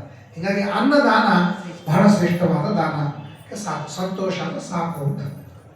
ಸಂತೋಷ ಅಲಂ ಬುದ್ಧಿ ಅಂತ ಭಾಗವತಾತ್ಮರದಲ್ಲಿ ಬರೀತಾರೆ. ಸಂತೋಷ ಅಲಂ ಬುದ್ಧಿ, ಸಾಕು ಎಂಬ ಬುದ್ಧಿ ಬರಂಗಿಲ್ಲ. ಸಾಯೋ ತನಕ ಸಾಕು ಅಂತ ಬುದ್ಧಿ ಬರಂಗಿಲ್ಲ. ಹೀಗಾಗಿ ಸಾಯೋ ತನಕ ಸಂತೋಷದಿಂದ ಇರಂಗಿಲ್ಲ ಅಂತ. ಸಂತೋಷ ಅಂತ ಇರಂಗಿಲ್ಲ. ಸಾಸಿರ ಬಂದರೆ ಶಾಂತಿ ಎಂದರಿತೇನು, ಸಾಸಿರ ಬಂದಿತು ಶಾಂತಿಯ ಕಾಣಲಿಲ್ಲ. ಸಾಸಿರ ಸಾಸಿರ ಏಸು ಬಂದವೋ ಕ್ಲೇಶವು ಏರಿತು ಮೋಸ ಹೋದೇನೋ, ಕೊಟ್ಟ ಭಾಗ್ಯವೇ ಸಾಕೋ ಅಂದ್ರೆ ಇಷ್ಟಿಷ್ಟು ಬಂತು ಅದಕ್ಕೆ ಅಡ್ಜಸ್ಟ್ ಆಗುತ್ತು. 1000 ರೂಪಾಯಿ ಮೇಲೆ ಜೀವನ ಮಾಡೋನಿಗೆ 10,000 ರೂಪಾಯಿ ಬಂದರೂ ಸಾಲವಿಲ್ಲ. ಬೆಂಗಳೂರು ನಮ್ಮ ಶಿಷ್ಯ 12.5 ಲಕ್ಷ ರೂಪಾಯಿ ತಿಂಗಳ 12.5 ಲಕ್ಷ ರೂಪಾಯಿ. ನಾನು ಏನು ಮಾಡ್ತೀನಿ, ಸಾಲೇ 12.5 ಲಕ್ಷ ರೂಪಾಯಿ ಸಾಲೋದಿಲ್ಲ ಅಂತಂದ. 50 ಲಕ್ಷ ರೂಪಾಯಿ ಆದರೂ ಸಾಲೋದಿಲ್ಲ ಅಂತಂತ. ಒಬ್ಬ ಆ್ಯಕ್ಟರ್ ಇದ್ದಾನ, ಮನೆಯಿಂದ ಹೊರಗೆ ಹೋಗ್ಬೇಕಾದ್ರೆ 40,000 ರೂಪಾಯಿ ಖರ್ಚ ಮೇಕಪ್ಪಿಗೆ ಎಷ್ಟು ಖರ್ಚು, ಕಪ್ಪಿಗೆ ಎಷ್ಟು ಖರ್ಚು ಇರಲಿಕ್ಕಿಲ್ಲ, ಬರೀ ಮೇಕಪ್ಗೆ. ಕೆಲವು ಕಡೆಗೆ ಸಲೂನ್ದೊಳಗೆ 1 ಲಕ್ಷ ರೂಪಾಯಿ ಹಜಾಮತಿಗೆ, 1 ಲಕ್ಷ ರೂಪಾಯಿ. ಈ ಸಿನಿಮಾ ಆ್ಯಕ್ಟರ್ಸ್ ಎಲ್ಲ ಏನು ಮಾಡಿಸ್ಕೊತಾರೆ ಇದೆಲ್ಲ ಅಲಂಕಾರ, ಅದಕ್ಕೆಲ್ಲ 1 ಲಕ್ಷ ರೂಪಾಯಿ. ಸುಮ್ಮನೆ 100 ರೂಪಾಯಿ ತೋಟಿ ನಮ್ಮ ಕೂಡ್ಕೊಳ್ಳೋದು ಅವನೇ ಚಲೋ ಅಲ್ಲೆಲ್ಲ ಆಗ್ತದೆ. ಏನಂದ್ರೆ ವೈಭವ ಜಾಸ್ತಿ ಆಗ್ತದೆ. ಹೊರಗೆ ನಿಮಗೆ 30 ರೂಪಾಯಿ ಜ್ಯೂಸ್ ಸಿಗ್ತಿತ್ತಂದ್ರೆ ಏರ್ಪೋರ್ಟ್ 300 ರೂಪಾಯಿ ಜ್ಯೂಸ ಏನದ, ಅದನ್ನ ಹಣ್ಣುಗಳ ವ್ಯತ್ಯಾಸ ಇರ್ತದೆ, ಏನಿರ್ತದೆ, ಏನಿಲ್ಲ. ಏರ್ಪೋರ್ಟು ಸ್ಟೈಲು ಅದೇ. ನಾವು ಅಲ್ಲಿ ಕುಡಿಯೋದಿಲ್ಲ, ಹೊರಗೆ ಕುಡಿಯೋದಿಲ್ಲ. 30 ರೂಪಾಯಿ ಕೊಟ್ಟು ಏರ್ಪೋರ್ಟ್ 300 ರೂಪಾಯಿ ಕೊಟ್ಟು ಕುಡಿತಾರೆ. ಯಾಕಂದ್ರೆ ವೈಭವ ಜಾಸ್ತಿ ಹಾಕೋದು. ಸಾಕು ಎಂಬ ಬುದ್ಧಿ ಎಂದು ಬರಲಿಕ್ಕೆ ಸಾಧ್ಯವಿಲ್ಲ. ಸಾಕು ಎಂಬ ಬುದ್ಧಿ ಬರ್ತಿರ್ತದೆ ರಾಜಕಾರಣಿಗಳು ಇನ್ನೂ ಯಾಕೆ ವಸೂಲಿ ಮಾಡ್ಕೊತಿರ್ತಾರೆ ಹೇಳಿ. ಅದಕ್ಕೆ ಅಲಂ ಬುದ್ಧಿ ಅಂತಲೂ ಇರುವುದಿಲ್ಲ. ಸಂತುಷ್ಟ ಕರುಣಾ ಕರುಣ ಇರ್ತದೆ. ಕರುಣ ಅಂದ್ರೆ ಏನು? ಅನುಕಂಪಕ್ಕೂ ಕರುಣಕ್ಕೂ ವ್ಯತ್ಯಾಸ. ಶ್ರೀಮದಾಚಾರ್ಯ ಹೃದಯಶ್ಚ ದ್ರವೀಭಾವ ಅನುಕಂಪ ಅಂತ. ಏನು ಪೇಪರ್ ಓದ್ತಿರ್ತೀರಿ, ಎಲ್ಲೋ ಆಕ್ಸಿಡೆಂಟ್ ಆಗ್ತದೆ, ಪಾಪ ಹಿಂಗೆ ಆಗಬಾರ್ದಾಗಿತ್ತು, ಎಷ್ಟು ಮಂದಿ ಸತ್ತು ನೋಡ್ರಪ್ಪ. ಇವ್ರು ಮನ್ಯಾಗ ಕೂತು ನಾವು ಚಹಾ ಕಾಫಿ ಕುಡ್ಕೋತ ಪೇಪರ್ ಓದ್ಕೋತೀನ ಮನಸ್ಸನ್ನು, ಅದು ಅನುಕಂಪ. ಎಲ್ಲೋ ಹೋಗೋ ಮುಂದೆ ಯಾರೋ ಆಕ್ಸಿಡೆಂಟ್ ಆಗಿ ಬೀಳ್ತಾರೆ, ಅಯ್ಯೋ ಪಾಪ ಅಂತ, ಅದು ಅನುಕಂಪ. ಕರುಣ ಅಂದ್ರೆ ನಾವು ಕೆಳಗಿಳಿದು ಅವ್ನು ತಗೊಂಡು ಆಸ್ಪತ್ರೆಗೆ ಹಾಕಿ ಎಲ್ಲ ಟ್ರೀಟ್ಮೆಂಟ್ ಕೊಟ್ಟು, ಇದಕ್ಕೆ ಕರುಣ ಅಂತ. ದೇವರು ಏನಾದರೂ ನಮ್ಮ ಮೇಲೆ ಅನುಕಂಪ ಸಮುದ್ರ ಆಗಿದ್ದಾದ್ರೆ ನಾವು ಯಾವುದೋ ದಂಡಿ ಮೇಲೆ ಬೆಳಿತಿದ್ದೀವಿ. ಅವನ ಅನುಕಂಪ ಸಮುದ್ರ ಕರುಣಾ ಸಮುದ್ರ. ಕರುಣ ಅಂತಂದ್ರೆ ಕಾಳಜಿ ಮಾಡೋದು, ಬರೇ ಮನಸ್ಸಿಗೆ ಕೆಟ್ಟ ಅನಿಸ್ಕೊಳ್ಳೋದಲ್ಲ, ಪಾಪ ಹಿಂಗಾಗಬಾರ್ದಾಗಿತ್ತು ಅಂತಲ್ಲ, ಅಲ್ಲಿ ಹೋಗಿ ಕಷ್ಟಪಟ್ಟು ಮಾಡೋದು ಕರುಣ ಅಂತಂತಾರೆ. ಆ ಕಥೆಯ ಜನ ಕರುಣ ಇದ್ದಾರೆ. ಅದಕ್ಕೆ ನಾವು ಹೇಳ್ತಿರ್ತೇವಲ್ಲ, ಕರುಣಾನೇ ಇಲ್ಲದೆ ಆಕ್ಸಿಡೆಂಟ್ ಆಗಿ ಬಿದ್ದಾನ, ಕರುಣ ಇಲ್ಲದೆ ವಿಡಿಯೋ ಮಾಡ್ಕೊಂಡು ಕೂತ್ರು ಬೈತೀವಿಲ್ಲ. ಕರುಣ ಇಲ್ಲ ಅಂತೆ ಅಂದ್ರೆ ಈ ಕರುಣ ಅಂದ್ರೆ ಇದು ವ್ಯವಸ್ಥೆ. ಕರುಣ ಕೃತಿಯುಗದೊಳಗೆ ಎಲ್ಲರೂ ಕರುಣ ಉಳ್ಳವರೇ, ಯಾರು ಬರೀ ಅನುಕಂಪ ಅದರೊಳಗೆ ಕೆಲಸ ಮುಗಿಸೋರಲ್ಲ. ಮೈತ್ರ ಅಂದ್ರೆ ಏನರ್ಥ? ಆಪತ್ಕಾಲದೊಳಗೆ ಯಾವ ಉಪಕಾರವನ್ನು ಮಾಡ್ತಾನೆ ಅವರು ಮಿತ್ರ ಅಂತ. ಆಪತ್ಕಾಲ ನಾವೆಲ್ಲ ಆಪತ್ಕಾಲ ಬಿಟ್ಟು ಹೋಗೋ ಮಿತ್ರರು. ಆಪತ್ಕಾಲದೊಳಗೆ ಯಾವ ಸಹಾಯ ಮಾಡ್ತಾರೆ ಅದಕ್ಕೆ ಮಿತ್ರನನ್ನ ಆಪತ್ಕಾಲದಲ್ಲಿ ಪರೀಕ್ಷಾ ಮಾಡಬೇಕು ಅಂತಂತಾರೆ. ಹೆಂಡತಿಯನ್ನ ಬಡತನ ಬಂದಾಗ ಪರೀಕ್ಷೆ ಮಾಡಬೇಕು ಅಂತಂತಾರೆ. ಆಗ ಕರೆ ನಾನು ಹೇಳ್ತೀನಿ, ನನ್ನ ಮೇಲೆ ಎಷ್ಟು ಪ್ರೀತಿ ಮಾಡ್ತಾರೆ, ನನ್ನ ಮಿತ್ರ ಎಷ್ಟಿದ್ದಾನೆ ಅಂತ ಕಲ್ಪನಾ ಬರ್ತದೆ. ಶಾಂತ ಅಂತ ಸೈಲೆಂಟ್ ಅಂತ ಅರ್ಥ ಅಲ್ಲ, ಜ್ಞಾನ ಅಂತ. ಭಗವಂತನ ಜ್ಞಾನ ಮಾಡಿಕೊಳ್ಳುವುದಕ್ಕೆ ಶಾಂತ. ಶಾಂತಿ ಶಮೋ ಅನಿಷ್ಠತಾ ಬುದ್ಧಿ ಅಂತಂತಾರೆ. ಅದಾದ್ಮೇಲೆ ದಾಂತ ಇಂದ್ರಿಯ ನಿಗ್ರಹ. ಅವರಿಗೆಲ್ಲ ಹಿಂಗೆಲ್ಲ ಹುಚ್ಚುಚ್ಚಾರ ತಿನ್ನೋದು ಉಣ್ಣೋದು ಎಲ್ಲ ನಾಲಿಗೆ ನಿಗ್ರಹ ಬೇಕು ನೋಡಿ. ನಾಲಿಗೆ ನಿಗ್ರಹ. ಯಾವುದು ನಾಲಿಗೆಗೆ ಸಿಹಿ ಅದು ದೇಹಕ್ಕೆ ಕಹಿ, ಯಾವುದು ನಾಲಿಗೆಗೆ ಕಹಿ ಅದು ದೇಹಕ್ಕೆ ಬಹಳ ಸಿಹಿ. ನಾಲಿಗೆ ನಾಲಿಗೆ ಕೆಲಸ ಎರಡು, ಒಂದು ಅನ್ನೋದು, ಇನ್ನೊಂದು ತಿನ್ನೋದು. ಮೂರನೇ ಆಪ್ಷನ್ ಇಲ್ಲ. ಕಂಡ ತಿಂದು ದೇಹ ಹಾಳು ಮಾಡ್ಕೋತಾನೆ, ಅನುಭವದಲ್ಲ ಅಂದು ಜೀವನ ಹಾಳು ಮಾಡ್ಕೋತಾನೆ, ಸಂಬಂಧ ಹಾಳು ಮಾಡ್ಕೋತಾನೆ. ಅದಕ್ಕೆ ಜಿಹ್ವಾಗ್ರೇ ವಸತೆ ಲಕ್ಷ್ಮಿ, ಜಿಹ್ವಾಗ್ರೇ ಮಿತ್ರ ಬಾಂಧವ, ಜಿಹ್ವಾಗ್ರೇ ಬಂಧನ ಪ್ರಾಪ್ತ, ಜಿಹ್ವಾಗ್ರೇ ಮರಣದು. ಹಲ್ಲಿಗೂ ನಾಲ್ಗಿಗೂ ಜಗಳ ಆಯ್ತಂತ. ನಾನು ಶ್ರೇಷ್ಠ, ನಾನು ಶ್ರೇಷ್ಠ. ಹಲ್ಲು ಹೇಳ್ತಂತ ನಾನು ಪುಡಿ ಪುಡಿ ಪುಡಿ ಮಾಡಿ ಕೊಟ್ರೆ ನೀನು ರುಚಿ ಅನುಭವಿಸ್ತೀನಿ, ನಾನೇ ಪುಡಿ ಪುಡಿ ಮಾಡಿ ಕೊಡದೆ ಇದ್ರೆ ನೀ ಏನು ಅನುಭವಿಸ್ತೀನಿ. ನಾನು ಹೇಳ್ತಂದ ಒಂದೇ ಟ್ರಿಪ್ ಕರೆಕ್ಟ, ನಾನು ಇದು ರುಚಿ ಆಗ್ಯದ ಅಂತ ಅವನಿಗೆ ತಿಳಿಸಿದ್ರೆ ಎರಡನೇ ತುತ್ತು ತೊಗೊಳಂಗಿಲ್ಲ. ಎರಡನೇ ತುತ್ತು ಸಿಗಬೇಕು ನಿನಗಂದ್ರೆ ನಾನು ಕಾರಣ, ಅದಕ್ಕೆ ನಾನು ಶ್ರೇಷ್ಠ. ಸುರ ಆಯ್ತು ಜಗಳ. ಕೊನೆಗೆ ಹಲ್ಲುಗಳು ಹೇಳಿದಂತು. ಹಲ್ಲುಗಳು ನೋಡಪ್ಪ, ನಾವು ಮ್ಯಾಲೆ 16 ಮಂದಿ ಇದ್ದೀವಿ, ಕೆಳಗೆ 16 ಮಂದಿ ಇದ್ದೀವಿ, ನೀ ನಮ್ಮ ನಡವರ್ಕ್ ಓಡಾಡ್ತಿರ್ತಿ, ನಾವು ಎಲ್ಲ ಕೂಡ ನಿಮ್ದು ಕಡ್ದು ಬಿಟ್ಟಿವಿ ಅಂದ್ರೆ ಅರ್ಧ ಹೊರಗೆ ಬರ್ತದೆ, ವಿಚಾರ ಮಾಡುವಂಥದ್ದು. ನಾನು ಹೇಳ್ತಂತ ನೀವು 16 ಮಂದಿ ಇದ್ದೀನೋ 30 ಮಂದಿರೋ ಒಬ್ಬ ವ್ಯಕ್ತಿಗೆ ನಾವು ಅನಬಾರದು ಅಂದಂದ್ರೆ ಹಲ್ಲೇ ಮುರಿದು ಬಿಡ್ತಾರೆ. 32 ಹಲ್ಲು ಬಿಡ್ತಾರೆ, ಜೀವಾಗ್ಲೇ ಮಾಡೋದು ಹೋಗುತ್ತೆ. ನನ್ನಲ್ಲಿ ಅಷ್ಟು ತಾಕತ್ತದ ಅಂತ ವಿಭೀಷಣನಿಗೆ ಬೆಟ್ಟ ಅಲ್ಲಿಗೆ ಹನುಮಂತರು ಬಂದ್ರಂತೆ. ಬಂದಮೇಲೆ ವಿಭೀಷಣ ಬಾಗ್ಲ ತೆಗೆದ, ಅವನು ಸಂತೋಷ, ಹನುಮಂತರು ಸಂತೋಷ ಆಯಿತು. ಹೆಂಗಿದ್ದೆಪ್ಪ ವಿಭೀಷಣ ಅಂತ ಕೇಳಿದಂತೆ. ಕೇಳಿದ ಕೂಡಲೇ ವಿಭೀಷಣ ಏನು ಹೇಳ್ಬೇಕು, ಇಲ್ಲಪ್ಪ 32 ಹಲ್ಲುಗಳ ಮಧ್ಯದೊಳಗೆ ನಾಲ್ಗೆ ಇದ್ದಂಗಿದ್ದೀನಿ ನಾನು ಅಂತ ವಿಭೀಷಣ ಹೇಳ್ದಂತ. ಹನುಮಂತ ಏನು ಹೇಳ್ದಂತ, ಕೊನೆ ತನಕ ಉಳಿಯೋದೇ ನಾಲಿಗೆ ಅಲ್ಲಲ್ಲ ಅಂತ ಹೇಳ್ಬಿಟ್ಟ. ನೀನು ಕೊನೆ ತನಕ ಉಳಿತಿ ಅಂತ ಸೂಚನೆಯನ್ನು ಕೊಟ್ಟ ಅಂತ ತುಳಸಿದಾಸ ಹೇಳ್ತಾರೆ. ಆ ರೀತಿಯಾಗಿ ಅದು ಅಷ್ಟು ನಾಲಿಗೆಯ ರುಚಿ ಅಂತಂತ. ಆಮೇಲೆ ದಾಂತ ನಿಗ್ರಹ, ಎಷ್ಟು ಇಂದ್ರಿಯ ನಿಗ್ರಹ ಮಾಡ್ತೇವೆ. ಡಯಾಬಿಟಿಸ್ ಇನ್ನು ಯಾರಿಗೂ ಯಾಕೆ ಕಡಿಮೆ ಆಗಲ್ಲ ತೆಗೆದ್ರೆ ನಿಗ್ರಹ ಇಲ್ಲ. ಹೋಳಿಗೆ ಹಾಕಿದ್ರೆ ಸಾಕು, ಡಾಕ್ಟ್ರ್ ಹೇಳಿರ್ತಾರೆ ಹೋಳಿಗೆ ತಿನ್ಬೇಡ. ಇವೇನಂತಾನೆ, ಹೋಳಿಗೆ ಇರುವುದೇ ಹೋಳಿಗೆಗಾಗಿ, ಹೋಳಿಗೆ ತಿನ್ನೋ ಒಂದು ಹೋಳಿಗೆ ತೊಳ್ತಾನೆ ಕಂಟ್ರೋಲ್ ಆಗ್ಬಿಡ್ತದೆ ಅಂತ ಹೇಳ್ತಾನೆ. ಸೊ ಅವನಿಗೆ ನಾಲಿಗೆ ಕಂಟ್ರೋಲ್ ಮಾಡ್ಲಿಕ್ಕೆ ಆಗೋದಿಲ್ಲ, ಸಿಹಿ ಕಂಟ್ರೋಲ್ ಮಾಡ್ಲಿಕ್ಕೆ ಆಗೋದಿಲ್ಲ. ಅವ್ನಿಗೆ ಗೊತ್ತದೆ ನಾನು ಸಿಹಿ ತಗೊಂಡು ಏನಾಗ್ತದೆ ಅಂತ ಗೊತ್ತದ, ಆದರೂ ತಗೋತಾನೆ. ಅರ್ಥ ಇಂದ್ರಿಯ ನಿಗ್ರಹ ಇಲ್ಲ, ಮಾತಿನ ನಿಗ್ರಹವಿಲ್ಲ, ಬಂತು ಬಾಯಿಯೊಳಗ ಮಾತಾಡ್ಬಿಡ್ತಾನೆ. ಅದಕ್ಕೆ ಮೊದಲಕ್ಕೆ ಜಿತಂ ಸರ್ವಂ ಜಿತೇರಸೆ ಅಂತಂತ. ಎಲ್ಲ ಇಂದ್ರಿಯಗಳನ್ನು ಗೆಲ್ಲೋದು ದೊಡ್ಡದಲ್ಲ, ನಾಲಿಗೆ ಗೆಲ್ಲೋದು ಬಹಳ ದೊಡ್ಡದು. ಹಾಗೆ ದಾಂತ ತಿತಿಕ್ಷವ, ತಿತಿಕ್ಷ ಅಂದರೆ ತಿತಿಕ್ಷಾ ಸರ್ವ ದುಃಖಾನ ಸಹನ, ಎಲ್ಲ ದುಃಖಗಳನ್ನು ಸಹನ ಮಾಡ್ಕೊಳ್ಳೋದಕ್ಕೆ ತಿತಿಕ್ಷಾ ಅಂತ ಕರೀತಾರೆ. ಎಲ್ಲ ದುಃಖಗಳು ನಾವು 10 ಮಂದಿ ಏನಾಯ್ತಾರೆ, ಎಂ ಪಶ್ಯಸಿ ತಸ್ಯ ತಸ್ಯ ಪುರತಃ ಮಾ ಬ್ರೂಹಿ ದಿನಂ ವಚಃ. ನಾವೇನು ಮಾಡ್ತೀವಿ, ಕಂಡವ್ರ ಮುಂದೆ ಕೊಡೋದು, ಗಳಗಳ ಅಳೋದು, ದುಃಖ ಹೇಳೋದು. ಅವ್ರೇನು ಮಾಡ್ತಾರೆ, ಅವ್ರು ತಮ್ಮನಿ ದುಃಖ ಹೇಳ್ಕೋತ ಅಳ್ತಾರೆ. ನಿಮ್ಮ ದುಃಖ ಕೇಳಂಗಿಲ್ಲ, ಅವರು ಕೇಳಂಗಿಲ್ಲ. ಯಾರು ತಿಳ್ಕೊಂಡಾಗ ಮಾತುಕತೆ ಕೇಳ್ರಿ ಅನ್ನೋದು, ತಾವು ಯಾರೋ ಸತ್ತವರು ಸುದ್ದಿ ಹೇಳ್ತಿರ್ತಾರ, ನಮ್ಮ ಮನೆಯಾಗೂ ಹಿಂಗಿದ್ರು, ನಮ್ಗೆ ಹಿಂಗಾಯ್ತು ಸತ್ತು, ಪಾಪದ ಹೆಣ ಹಂಗೆ ಕೂತಿರ್ತದೆ, ಅದ್ರ ಬಗ್ಗೆ ಮಾತಾಡಂಗೇ ಇಲ್ಲ. ನೀವು ಯಾರೊಂದು ಕಷ್ಟ ಹೇಳಿಕೋರಿ, ಅವ್ರು ತಮ್ಮ ಕಷ್ಟ ಹೇಳ್ಕೊತಾರೆ ಹೊರತು ನಿಮ್ಮ ಕಷ್ಟನ ಯಾರು ಕೇಳೋದಿಲ್ಲ. ಅದಕ್ಕೆ ಭರ್ತರು ಹೇಳ್ತಾನೆ, ಎಂ ಪಶ್ಯಸಿ ತಸ್ಯ ತಸ್ಯ ಪುರತಃ ಮಕ್ಕಳು ಈ ದಿನಂ ವಚಃ. ಅವ ಚಾತಕ ಪಕ್ಷಿ ಹೋಗ್ತಿತ್ತಂತೆ. ಚಾತಕ ಪಕ್ಷಿ ಆ ಅಂತ ಬಾಯಿ ತೆಗೆದಿತ್ತಂತೆ. ಮೋಡಗಳೆಲ್ಲ ಆಕಾಶದಲ್ಲಿ ಹರಡಿದ್ದಂತೆ. ಚಾತಕ ಪಕ್ಷಿ ಏನು ಅಂದರೆ, ಈ ಮೋಡ ನನಗೆ ಮಳೆ ಹಾಕ್ತದೆ, ನಾನು ಬಾಯಾಗ ಬಿಟ್ಟಂದ್ರೆ ಅದು ಮುತ್ತಾಗ್ತದೆ ಅಂತ ಚಾತಕ ಪಕ್ಷಿ ಬಾಯಿ ತಕ್ಕೊಂಡಾಗ ಭರ್ತೃಹರಿ ಹೊಟ್ಟಿದ್ದ ಭರ್ತೃಹರಿ ರೇರೇ ಚಾತಕ ಸಾವಧಾನನ ಸಹ ಮಿತ್ರಕ್ಷಣಂ ಶೂಯತ ಅಂಬೋದ ಬಹವೋ ಅಂತ ವಸಂತಿ ಗಗನೆ ಸರ್ವೇಪಿ ನೈತಾದೃಶ. ಬಾಯಿ ತಕ್ಕೊಂಡು ಕೂಡ್ಬೇಡ. ಆ ಈ ಮ್ಯಾಲೆ ಮೋಡಗಳವ, ಎಲ್ಲ ಮೋಡಗಳು ಮಳೆ ಕೊಡ್ತಾವಂತ ಗ್ಯಾರಂಟಿ ಅಲ್ಲ. ಕೇಚಿತ್ ದೃಷ್ಟಿ ಅರ್ಥ ಇರ್ತಿದ್ರೆ ಗರ್ಜಂತಿ ಕೇಚಿತ್ ಬೃತ, ವ್ಯರ್ಥವಾಗಿ ಗರ್ಜನೆ ಮಾಡಿ ಹೋಗ್ತಾವ.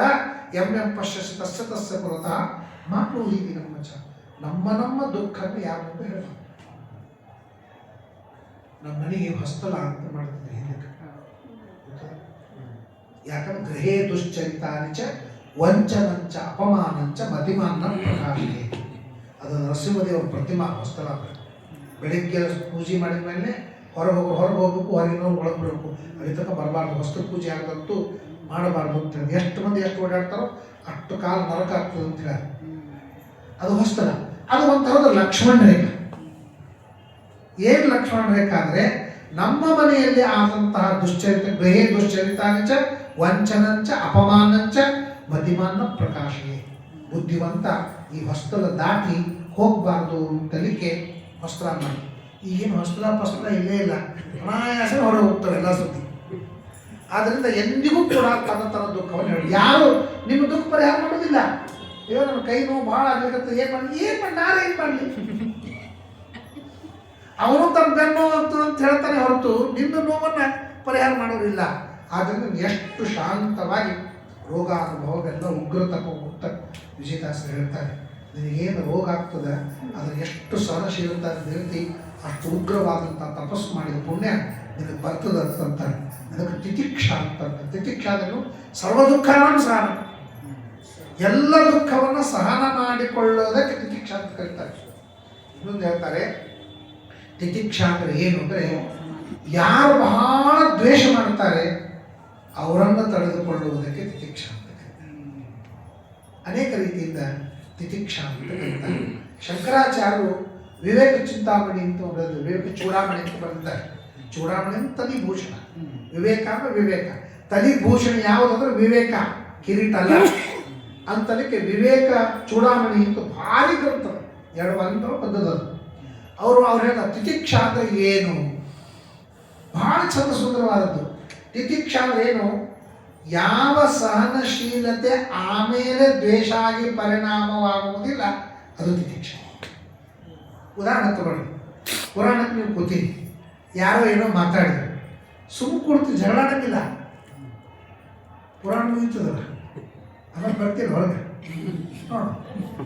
ಅಂದ್ರೆ ಪುರಾಣ ಮುಗಿದ ಮೇಲೆ ಬರ್ತೀಯಲ್ಲ ಅದಕ್ಕೆ ತಗೊಂಡಿನಿ ನಾನು, ಇದು ತಿತಿಕ್ಷಾ ಅಲ್ಲ ಅಂತಂತ. ತಿತಿಕ್ಷಾ ಸರ್ವ ದುಃಖಾನಂ ಅಪ್ರತೀಕಾರ ಪೂರ್ವಕಂ, ಶಂಕರಾಚಾರ್ಯ ಹೇಳೋದಾತು. ತಿತಿಕ್ಷಾ ಸರ್ವ ದುಃಖಾನಂ ಅಪ್ರತೀಕಾರ ಪೂರ್ವಕಂ, ಪ್ರತೀಕಾರವಿಲ್ಲಾರ್ದೇನೆ ಅದನ್ನು ಸಹನ ಮಾಡಿಕೊಂಡ್ರೆ ಅದಕ್ಕೆ ತಿತಿಕ್ಷಾ ಅಂತ ಕರೀತಾರೆ. ತಿತಿಕ್ಷವ ಆತ್ಮಾರಾಮ ಸಮದಿಶ, ತನ್ನೊಳಗೆ ತಾನು ಆನಂದ ಪಡ್ತಾರೆ. ತನ್ನೊಳಗೆ ಗುಡಿಸಲದೊಳಗೆ ಕೀಲಿ ಕಳೀತಂತ, ಕೀಲಿ ಕಳೆದ ಮೇಲೆ ಆ ಗುಡಿಸಲು ಹೊರಗೆ ಬಂದು ಕೀಲಿ ಹುಡುಕಾಡ್ಲಿಕ್ಕೆ, ಆಮೇಲೆ ಯಾರೋ ಬಂದ್ರು, ಏನು ಹುಡುಕಾಡ್ಲಿಕ್ಕೆ ಅಪ್ಪೆಲ್ಲ ಕೀಲಿ ಕಳೆದದ ಹುಡುಕಾಡ್ಲಿಕ್ಕೆ, ನಾನು ಹುಡುಕಾಡ್ತೀನಿ ಅಂತ ತಾಸುಗಟ್ಟಲೆ ಹುಡುಕಾಡ್ದಂತ. ಅವಂದ ಇನ್ನು ಎಲ್ಲಿ ಬೀಳ್ಬೇಕಾದ್ರೆ ಕೀಲಿ ತಾಸುಗಟ್ಟಲೆ ಹುಡುಕಾಡ್ಲಿಕ್ಕತ್ತೀವಿ, ಕೀಲಿ ಸಿಗೇ ಬರ್ತಲ್ಲ ಅಂತಂದ್ರಂತ. ಇಲ್ಲ ಕೀಲಿ ಇಲ್ಲಿ ಕಳೆದಿಲ್ಲ, ಗುಡಿಸಲ್ದೊಳಗೆ ಕಳೆದದ, ಮತ್ತು ಇಲ್ಯಾಕೆ ಹುಡುಕ್ಲಿಕ್ಕತ್ತೀವಿ, ಅಲ್ಲಿ ಕತ್ಲೆದಲ್ಲ ಅದಕ್ಕೆ ಬಿಟ್ಟು ಬೆಳಕದ ಕೀಲಿ ಹುಡುಕ್ಲಿಕ್ಕತ್ತೀವಿ. ಎಲ್ಲೋ ಕಳೆದದ್ದನ್ನ ಎಲ್ಲೋ ಹುಡ್ಕೋತ ಕೂತ್ರೆ ಹೆಂಗೆ ನಡೀತದೆ? ಹಾಗೆ ಸಂತೋಷ ಅಂತನ್ನೋದು ಒಳಗದ. ಹೊರಗೆ ಏನಾದರೂ ಇದ್ರೆ ಎಲ್ಲ ಶ್ರೀಮಂತರು ಸಂತೋಷದಿಂದ ಇರಬೇಕು. ನಾನು ಆಡುವ ಮಾತಿನಲ್ಲಿ, ನಾನು ಇರುವ ಸ್ಥಿತಿಯಲ್ಲಿ, ನಾನು ಪಡುವ ಸುಖ ದುಃಖಗಳ ಒಂದು ಲಿಮಿಟ್ ಅಂತ ಅದರೊಳಗೆ ನನಗೆ ಆತ್ಮಾರಾಮನೇ ಹೊರತು ಇಲ್ಲ ಅಂದರೆ ಇಲ್ಲ. ಎಷ್ಟು ಬರ್ತದೋ ಅಷ್ಟರೊಳಗೆ ಸಂತೋಷ, ಅದು ಸಂತೋಷ. ಅದಕ್ಕೆ ಅಲಂಬುದ್ಧಿ ಅಂತ ಹೇಳಿದಲ್ಲ, ಅದಕ್ಕೆ ಆತ್ಮಾರಾಮ ಅಂತಂತಾರೆ. ರಾಮ ಅಂದರೆ ಸುಖ. ಯಾವ ಸುಖ? ಶುದ್ಧವಾದ ಸುಖಕ್ಕೆ ರಾಮ ಅಂತ ಕರೀತಾರೆ. ನಮ್ಮಲ್ಲಿ ಹೇಳಂಗಿಲ್ಲ ಆರಾಮಿದ್ದೀರ ಅಂತ. ಆರಾಮಂದ್ರೆ ರಾಮ ಸುಖ. ಬೆಂಗಳೂರು ಮೈಸೂರು ಕಡೆ ನೋಡ್ರಿ, ನೀವು ಆರಾಮಿದ್ದೀರ, ಆರಾಮ. ಆಗ ಎಲ್ಲ ರೀತಿಯಿಂದಲೂ ರಾಮ ಸುಖವಾಗಿದ್ದೀರಾ, ಎಲ್ಲ ರೀತಿಯಿಂದಲೂ ಸುಖವಾಗಿದ್ದೀರಾ ಅಂತ ಅವ್ರು ಕೇಳ್ತಾರೆ. ನೀವೇನು ಹೇಳ್ತೀರಿ? ಹಾಂ, ನಾವು ಆರಾಮಿದ್ದೀವಿ, ಎಲ್ಲ ರೀತಿಯಲ್ಲೂ ಎಷ್ಟು ಸುಳ್ಳು ಮಾತಾಡ್ತೀವಿ. ಕೇಳೋನಿಗೂ ಗೊತ್ತ ಎಲ್ಲ ರೀತಿಯಿಂದ ಸುಖವಾಗಿರ್ಲಿಕ್ಕೆ ಸಾಧ್ಯ ಇಲ್ಲ ಅಂತ, ಹೇಳೋನಿಗೂ ಗೊತ್ತ ನಾ ಎಲ್ಲ ರೀತಿಯಲ್ಲೂ ಸುಖವಾಗಿ ಇಲ್ಲ ಅಂತ. ಆದರೂ ಈ ವ್ಯವಹಾರ ಮಾಡ್ತಾರೆ. ನೀವು ಆರಾಮಿದ್ದೀರಾ? ನಮ್ಮ ಉತ್ತರ ಕರ್ನಾಟಕ ನೋಡಿ, ನೀವು ಆರಾಮಿದ್ದೀರಾ? ನಮ್ಮಲ್ಲಿ ಏನು ಕೇಳ್ತಾ? ಆರಾಮಿದ್ದೀರಾ? ರಾಮ ಅಂದ್ರೆ ಸುಖ, ಇಲ್ಲ ನೀವು ಸುಖವಾಗಿಲ್ಲವಾ? ಹೌದು, ನಾವು ಆರಾಮಿದ್ದೀವ, ನಾವು ಸುಖವಾಗಿಲ್ಲ. ಎಷ್ಟು ಕರೆಕ್ಟ್ ಮಾತಾಡಿ, ನಮ್ಮ ಭಾಷೆ ಅಗ್ರಿ ಕರೆಕ್ಟ್ ಅದು. ರಾಮ ಅಂದ್ರೆ ಸುಖ. ರಾಮನನ್ನು ಪಡೆಯಲಿಕ್ಕಾಗಿ ಮೊದಲು ಶತ್ರುಘ್ನಾಗಬೇಕು, ಆಮೇಲೆ ಭರತನಾಗಬೇಕು, ಆಮೇಲೆ ಲಕ್ಷ್ಮಣನಾಗಬೇಕು, ಆಮೇಲೆ ರಾಮ ಸಿಗ್ತಾನೆ. ಇಷ್ಟು ಕಷ್ಟಪಟ್ಟ ಮೇಲೆ ಸುಖ ಸಿಗ್ತದೆ.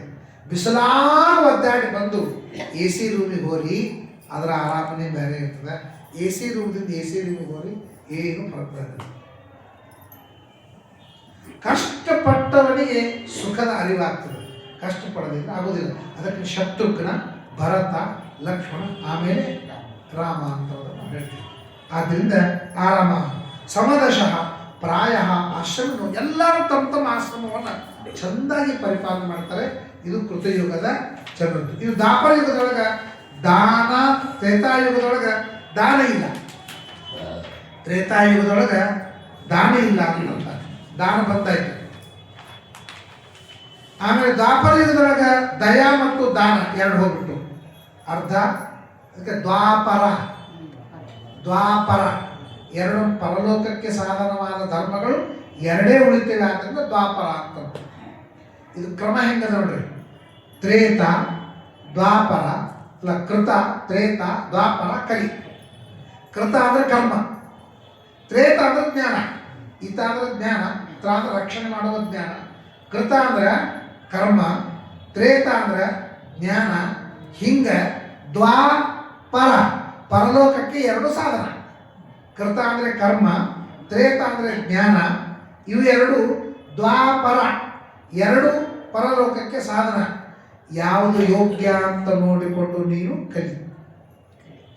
ಕೃತ ಇದು ಮತ್ತೆ ತಿರುಗಿ ಬರುವುದು, ತ್ರೇತ ಇದು ತಿರುಗಿ ಬರದೇ ಇದ್ದಂಥ ಮೋಕ್ಷದ. ಆದ್ದರಿಂದ ನಾನು ಕರ್ಮವನ್ನು ಅವಲಂಬಿಸಬೇಕಾ ಜ್ಞಾನವನ್ನು ಅವಲಂಬಿಸಬೇಕಾ ಅಂತ ನೋಡಿಕೊಂಡು ಕಲಿ. ನೀನು ತಿಳಿ, ಗುರುಗಳ ಹತ್ರ ಹೋಗಿ ಕಲಿ, ಯಾವುದನ್ನು ಪಡಿಬೇಕು ಅಂತ ಅದನ್ನು ಕಲಿ. ಅದಕ್ಕೆ ದ್ವಾಪರ ಅಂತಂತ ದೌಪರು ಎರಡು ಮಾತ್ರ ಧರ್ಮ ಇವೆ. ಆಮೇಲೆ ಕಲಿಯುಗ. ದ್ವಾಪರ ಯುಗದೊಳಗೆ ಹಿಂಸಾ ಪ್ರಾರಂಭವಾಗ್ತದೆ, ಕೀರ್ತಿಯ ಲಾಲಚ್ ಪ್ರಾರಂಭ ಆಗ್ತದೆ, ಮತ್ತು ಪಶುಗಳನ್ನು ಹಿಂಸೆ ಮಾಡಿ ಯಜ್ಞವನ್ನು ಮಾಡ್ತಾರೆ, ವೇದಾಧ್ಯಯನದಲ್ಲಿ ಆಸಕ್ತರಾಗ್ತಾರೆ, ಶ್ರೀಮಂತರಿರ್ತಾರೆ, ಕ್ಷತ್ರಿಯರು ಬ್ರಾಹ್ಮಣರು ಅಂತ ಅಂಶ ಇರ್ತದೆ. ಯಾರ್ಯಾರಿಗೆ ಏನೇನು ಗೌರವ ಬೇಕು ಎಲ್ಲ ಗೌರವಗಳು ಅವರಿಗೆ ಸಿಗುತ್ತೆ. ದ್ವಾಪರ ಯುಗದ. ಕಲಿಯುಗದೊಳಗೆ ಮಾತ್ರ ಸಮಾರಬ್ಧಂ ಕಲಿಯುಗಂ ಯದಾ ದುರ್ಯೋಧನೋಪತತ್. ಭೀಮಸೇನನ ಗದಾ ಪ್ರಹಾರ ಯಾವಾಗ ದುರ್ಯೋಧನ ತೊಡಿ ಮೇಲೆ ಆಯ್ತು, ಕಲಿ ಪ್ರವೇಶ ಸ್ಟಾರ್ಟ್. ಯಾವಾಗ ದುರ್ಯೋಧನ ಗದಾ ಪ್ರಹಾರದಿಂದ ಎಡವು ಬಿದ್ದ ಸ್ಟಾರ್ಟ್ ಆಯ್ತು, ಕಲಿ ಹೊಟ್ಟೆ ಬಿಟ್ಟ. ಧರ್ಮರಾಜ ಕೂತಿದ್ದ, ಕೃಷ್ಣ ಹೊರ ಹೊಟ್ಟಿದ್ದ, ದೂರದೊಳಗೆ ಕಲಿ ತಪ್ಪಿಸ್ಕೊಂಡು ಹೊಟ್ಟಿದ್ದ. ಕೃಷ್ಣನ ಕಡೆ ತಪ್ಪಿಸ್ಲಿಕ್ಕೆ ಬರ್ತದೆ, ಅವನು ಕಿವಿಗೆಟ್ಟಿ ಹಿಡಿದು ದರದರದೇ ಹೇಳ್ಕೊಂಡು ಧರ್ಮರಾಜ ಸಮರ್ಥದ ಬಂದು, ನೋಡಪ್ಪ ಧರ್ಮರಾಜ, ನಿನ್ನ ರಾಜ್ಯದೊಳಗೆ ಕಲಿ ಪ್ರವೇಶ ಆಗ್ಯದ. ಧರ್ಮರಾಜ ಅಷ್ಟೇ ಅಲ್ಲ, ಬಾಜು ಭೀಮಿದ್ದ, ಯಾಕೆ ಗದ ನೆನಪಲ್ಲ ಅಂತ ಕೇಳ್ದ. ನಾವಿರೋ ತನಕ ನೀ ಇಲ್ಲೇನಾದ್ರೂ ಬಾಲ ಬೀಚಿದೆ ಅಂದ್ರೆ ನೋಡು ಅಂತಂದ. ಆಯ್ತಪ್ಪ ನಾ ಎಲ್ಲೋ ಹೋಗಿರ್ತೀನಿ, ನೀವು ಹೋದ್ಮೇಲೆ ಬರ್ತೀನಿ. ಎಲ್ಲ ಪಾಂಡವರು ಹೋದ್ರು. ಪಾಂಡವರು ಹೋದ ಮೇಲೆ ಮತ್ತೆ ಬಂದ, ಅವ್ರ ಮೊಮ್ಮ ಹಿಡಿದ ಪರೀಕ್ಷೆ. ಅವ ಹೇಳ್ಕೊಂಬಂದ, ನಾ ಇರೋ ತನಕ ನೀ ಇರಬಾರ್ದು, ಹೀಗೆ ನಿಮ್ಮ ತಲೆಮಾರದವ್ರು ಬಂದ್ರೆ ನಾನು ಯುಗ ಪ್ರಾರಂಭ ಮಾಡಲೇ ಬೇಡ ಅಂತ. ಅವ್ರು ಬಂದರು, ನಿಮ್ಮ ಅಜ್ಜಂದ್ರು ಬಂದರು, ಅಪ್ಪಂದ್ರು ಬಂದರು, ನೀ ಮೊಮ್ಮಗ ಬಂದು ನಾವಿರೋ ತನಕ ನಿಮ್ಗೆ ಯಾರು ಇದ್ಮೇಲೆ ನಾನು ಬರಲಿ ಅಂತ ಕಲಿ ಹೇಳ್ತಾನೆ. ಆಗ ನಿನಗೆ ಸ್ಥಾನವನ್ನು ಕೊಡ್ತೇವೆ. ದ್ಯೂತಂಪಾನಂ ಸ್ತ್ರೀ ಹಾಸೋನ ಯತ್ರ ಧರ್ಮಶ್ಚತುರ್ವಿಧ ಅಂತ ಹೇಳ್ದ. ಆಗ ಸಾಲಾಗಿಲ್ಲ ಅಂತಂದಮೇಲೆ ಮತ್ತು ಎಲ್ಲರೂ ಬಳಸುವಂತಹ ಸಾಮಾನು ಬೇಕು ನನಗಂತ. ಈ ದ್ಯೂತ ಎಲ್ಲರೂ ಮಾಡಂಗಿಲ್ಲ, ಪಾನ ಅಂದರೆ ಎಲ್ಲರೂ ಮಾಡಂಗಿಲ್ಲ, ಈಗ ಎಲ್ಲರೂ ಮಾಡ್ತಾರೆ. ಆಗಿನ ಅವ ಬೇಡ್ಕೊಂಡಾಗ ಯಾರು ಭಾಳ ಮಾಡ್ತಿದ್ದಿಲ್ಲ. ದುಷ್ಟ ಸ್ತ್ರೀಯರು ಬಹಳ ಮಂದಿ ಇಲ್ಲ. ಆದ್ದರಿಂದ ಎಲ್ಲರಿಗೂ ಸಂಬಂಧಪಟ್ಟಂತ ಸಾಮಾನು ಬೇಕು ನನಗೆ. ಅನ್ನ ಇರವ ಅಂದ್ರೆ ಬಂಗಾರ ತೊಗೊಬಿಡಪ್ಪ ಅಂತ. ಬಂಗಾರ ಏನಾಗ್ತದೆ, ಆಲ್ಮೋಸ್ಟ್ ಎಲ್ಲರೂ ಹಾಕ್ಕೊಂಡಿರ್ತಾರೆ. ಪ್ರಾಯ ಗಂಡಸರು ಬಂಗಾರ ಬಿಟ್ಟದ್ದೇ ಕಲಿ ಬಾಧಿದ್ದಕ್ಕಂತ. ಆದರೆ ಮಂಗಳಸೂತ್ರ, ಮೂಗುಬತ್ತಿ, ಕಿವಿಯ ಆಭರಣ, ಅದಕ್ಕೆ ಶ್ರೀಮದಾಚಾರ್ಯ ವಿಹಿತಾತಿ ಲೇಖ. ಎಷ್ಟು ಶಾಸ್ತ್ರದಲ್ಲಿ ಬಂಗಾರವನ್ನು ವಿಹಿತ ಅಂತಂದಾರೋ ಅಷ್ಟರಲ್ಲಿ ಮಾತ್ರ ಕಲಿಯಿದ್ದಾನೆ. ಈ ಘಟಾಯಿಸಿದ್ದು ಪಟಾಯಿಸಿದ್ದು ಬಂದರೂ ಅವ್ನು ಘಟಾಯಿಸ್ತಾನೆ. ಇದ್ರೊಳಗೆ ಬಂಗಾರದೊಳಗೆ ಕಲಿ ಇದ್ದೇ ಇರ್ತದೆ ಅಂತೇಳಿ ಎಕ್ಸ್ಟ್ರಾ ಬಂಗಾರ ಇದ್ದಾಗಲೇ ಮನೆ ಜಗಳ ಆಗ್ತದೆ. ಏನು ಬಂಗಾರದ ಬಗ್ಗೆ ಎಂದೂ ಜಗಳ ಆಗೋದಿಲ್ಲ, ಯಾಕಂದ್ರೆ ಎಕ್ಸ್ಟ್ರಾ ಬಂಗಾರದೊಳಗೆ ಕಲಿ ಪ್ರವೇಶ ಇರ್ತದೆ ಅಂತ. ಜಾತ ರೂಪಂ ಅಧಾ ಪ್ರಭು ಅಂತ ಕಲಿ ಪ್ರವೇಶ ಆಗ್ತದೆ ದುರ್ಯೋಧನ ಬಿದ್ದ ಮೇಲೆ. ಆಮೇಲೆ ಈ ಧರ್ಮದೊಳಗೆ ಕಲೌತು ಧರ್ಮ ಹೇತೂನ ಪರ್ಯಾಸೋ ಧರ್ಮ ಹೇತುಭಿ ಏಧವಾನಿ ಕ್ಷೇಮಾಣ ಅಂತೆ ಸೋಪಿ ವಿನಶ್ಯತಿ. ಎಲ್ಲ ಧರ್ಮಕ್ಕೆ ಕಾರಣಗಳು ಏನೇನವನೋ ಎಲ್ಲ ನಾಶ ಆಗ್ತಾ ಹೋಗ್ತದೆ. ಧರ್ಮಕ್ಕೆ ಕಾರಣಗಳೇ ನಾಶ ಆದಮೇಲೆ ಕಾರ್ಯ ಧರ್ಮ ಇರ್ಲಿಕ್ಕೆ ಸಾಧ್ಯವಿಲ್ಲ. ಒಂದೊಂದೊಂದು ಲೋಪ ಆಗೋದಂತು. ನಮ್ಮ ತಲೆಮಾರಕ್ಕೆ ಎಷ್ಟು ಧರ್ಮ ಇತ್ತು ಅಷ್ಟು ನಮ್ಮ ಮಕ್ಕಳ ತಲೆಮಾರಕ್ಕಿಲ್ಲ.